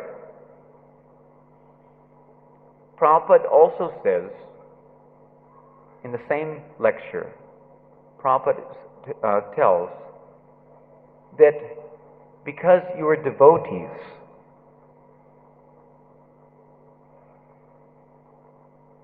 who are on the progressive path, it is not wrong to discuss. No one can understand, even the Nitya Parikar of Srimati Radharani cannot penetrate to understand the actual extent of Srimati Radharani's bhavas. We've explained this in a previous class. Radharani's bhavas are like Mount Sumeru compared to the bhavas of the other gopis, which are comparable to 3 or 4 mustard seeds. You cannot expect that those who have the experience of the bhavas of 3 or 4 mustard seeds are going to be able to understand the bhavas of a Mount Sumeru of Mahabhav. Madanakya Mahabhav is only relishable by Radha alone. So, Lalita Sakhi and Vishaka Sakhi, what to speak of others, even Radharani herself, because she's not different from Krishna, she also cannot understand the extent of her, the extent of the glories of her Mahabhav. She relishes, and then as she relishes, the cognizance of that which is to be relished, has to expand as the cause of the relishment expands. Her glories are ever expanding as Krishna's glories are ever expanding. So it's to be understood that just as Krishna, he cannot know the extent of his glories completely, because when he tries to know, then his glories expand even more. So similarly, Radha's. So who can understand Radha? No one can understand Radha. Does that mean that we should never access? Does that mean that we should never even take a peek? Even the peek, the eternal associates can hardly get a peek, but they become mesmerized, they become mystified, and they become attached to the lotus feet of Radha on account of understanding that there's something wonderful here. No one can know. Even the Manjaris, in the matter of their Bhavalas Rati, wherein the bhavas of their Swamini become manifest in the heart. But because they're jivas, how much of that unlimitedness can become manifest? But they can taste a drop of it upon attaining Vastu Siddhi. They can taste a drop of the ocean, of the nectarine Radha Rasa Sudha Nidhi. Nidhi means ocean. They can taste a drop of it. The Siddha Bhaktas, the Bhavukas and the Premika Bhaktas, who are still in the Sadhak Deha, they're simply standing on the shore. And at best, they can experience the mist which is blowing from the breezes from the ocean side. So, sadhakas, what they can get is just like when you're going toward the ocean, you may not be standing at the shore, but as you're approaching the ocean, because you're being pushed in that direction, simultaneously pushed by the vidis and pulled by the attraction, which creates the lobha or the greed to go toward the ocean. What is that attraction? That is the scent. The sadhakas can hardly have a scent of the ocean. But that scent is enough to drive them mad, make them mad after the pursuit of prema, which causes them to systematically kick away any obstacles. That is why Rag Bhajan is considered to be strong, whereas Vaidhi Bhajan is weak. Vaidhi Bhakti is weak because it is based on fear, only pushing but no attraction. When attraction arises within the heart by associating with the subject matters of discussion, then that attraction creates the lobha within the heart. It enhances the purvarag. It generates feelings of separation, which ultimately is caused by desires or anticipations, the hopes, the aspirations to get the thing, to meet with Krishna. But if you never see the thing, because it's all hush hush, don't say it, it becomes, the Mayavadis are preaching like anything. Practically speaking, the Mayavadis and the professional reciters of Bhagavatam, who are practically Mayavadis anyway, they're preaching like anything. All over India, all over the world. So what people will get, what understanding they will get the Mayavad conception. They'll understand that the activities of Krishna and the gopis are tantamount to the material activities, because Mayavadi conception is that Krishna's body, what to speak of the bodies of the associates of Krishna, are transformations of the modes of material nature. They are Maya. So therefore, that is Maya, and we are also Maya. Therefore, we can enjoy adopting the philosophy of monism. They let's say, engage in sahaja activities. So if that's the understanding that the people are going to get, and we're cowering in the corner like a bunch of cowards, incapable of giving proper explanation of the subject matter for the benefit of the fallen conditioned souls, attaching ourselves to a misconception that these subject matters are not to be discussed. They are to be discussed when they're coming in sampradaya, when the understanding is coming in sampradaya. They're to be heard from right sources, from people who have the right understanding, who are repeating the principles as delineated by the predecessor acharyas, even if they don't have full realization. But they're not changing the thing. They're giving the right understanding.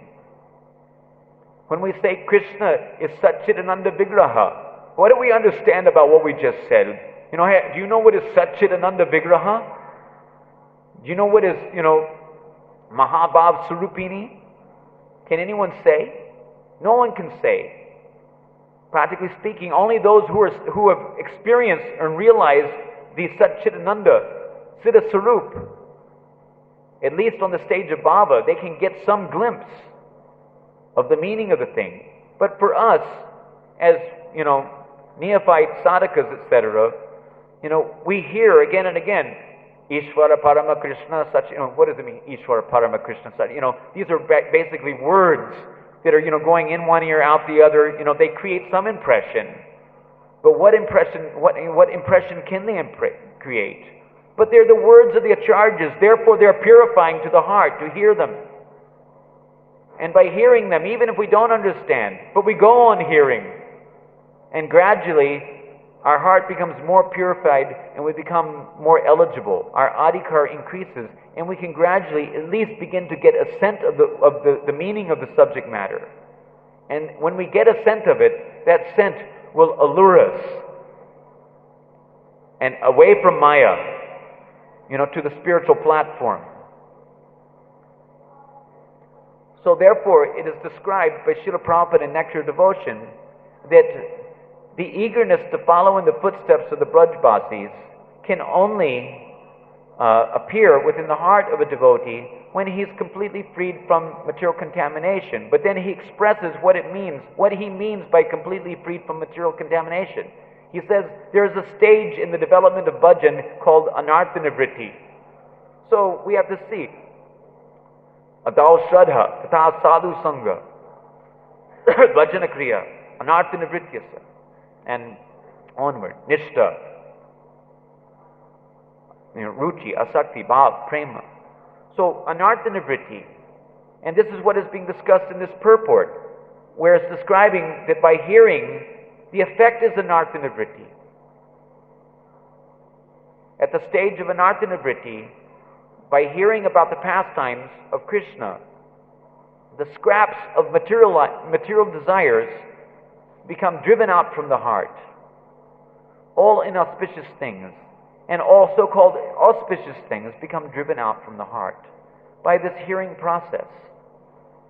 So therefore, it is important that devotees get a chance to hear. We may be on different levels of devotional realization, or lack of it thereof.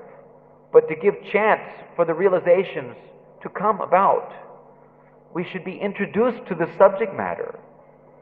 If we're not introduced to the subject matter and it's kept hidden from us, then who will know?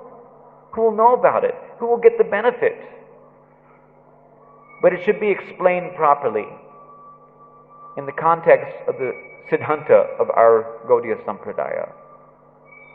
Then the position will be all right, and there is no harm in discussing.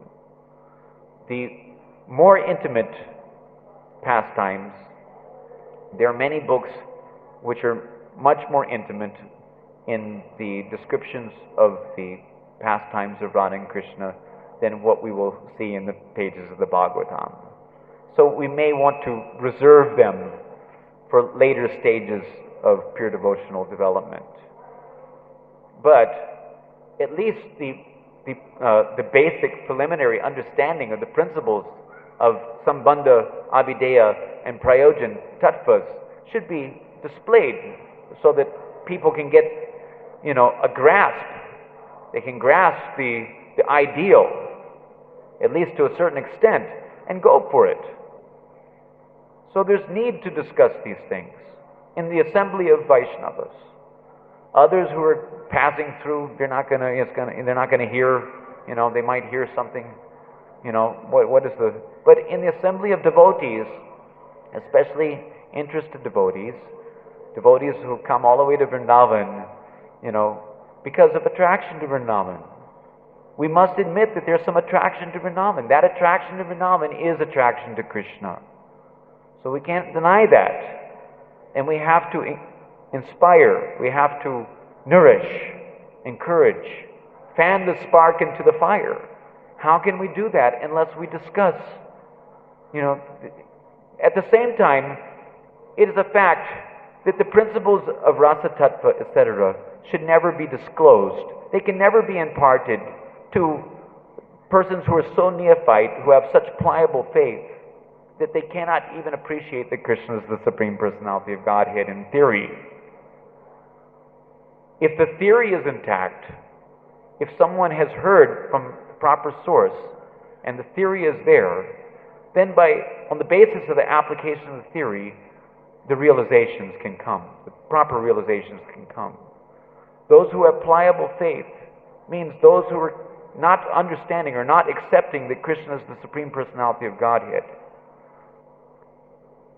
If the subject matters of Rasa Tattva are disclosed to them, they can never properly serve those subject matters. So it should not be explained to them. And anyone who explains to them is first-class bogus guru. Because he's not able to discern.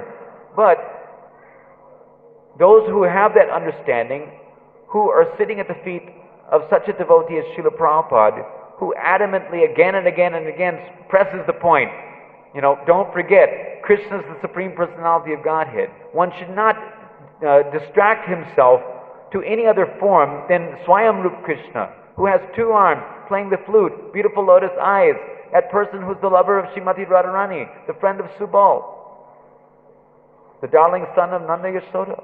That person, bringing us again and again, to focus our attention upon Krishna, whose teachings creates within our heart pure devotional Shraddha, which is characterized by pure devotional Sharanagati, whose teachings impel us to accept those things which are favorable for the cultivation of Uttama Bhakti, Anyabhilasita Shunyam, rejecting things which are unfavorable, understanding that Krishna is our only protector, being completely, let's say, dependent on Krishna's mercy and the mercy of the previous acharyas and our gurus. Having no separate interest in the interest of Krishna, and always, as we began our class, remaining meek and humble, whatever it takes to bring us to that position, even if it says, you lowly woman, lowly woman, who isn't lowly in this material world? There's a very nice statement by Krishna in Kavi Karnapur's Ananda Vrindavan Champu, where Krishna himself, he says that all sense-gratifying males other than myself,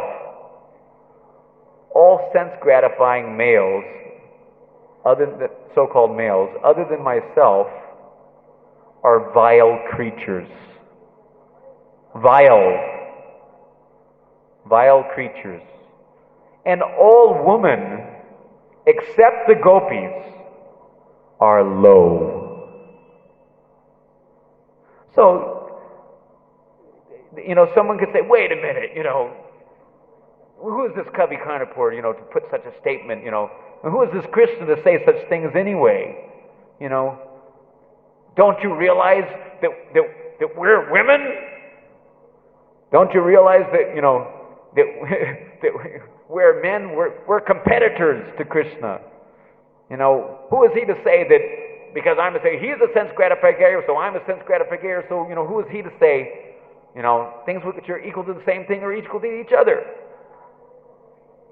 So if things are equal to each other, then we might be thinking that we're as good as Krishna or any such other foolishness. But Krishna says all other men, all other sense-gratifying males, other than myself, are vile creatures.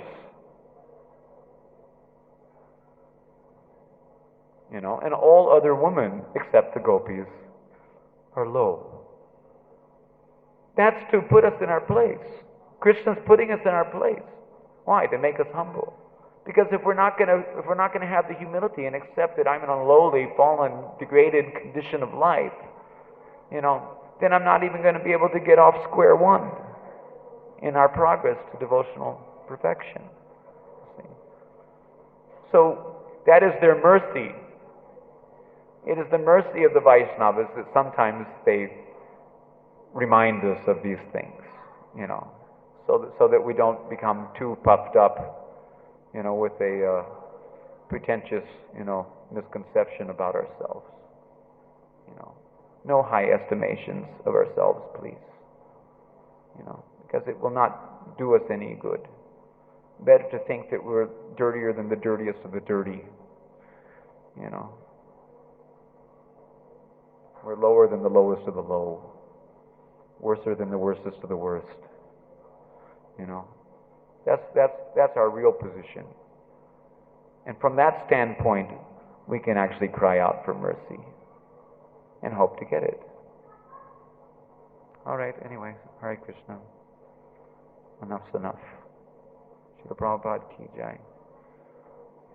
We could go until 12 o'clock, but we'll cut it.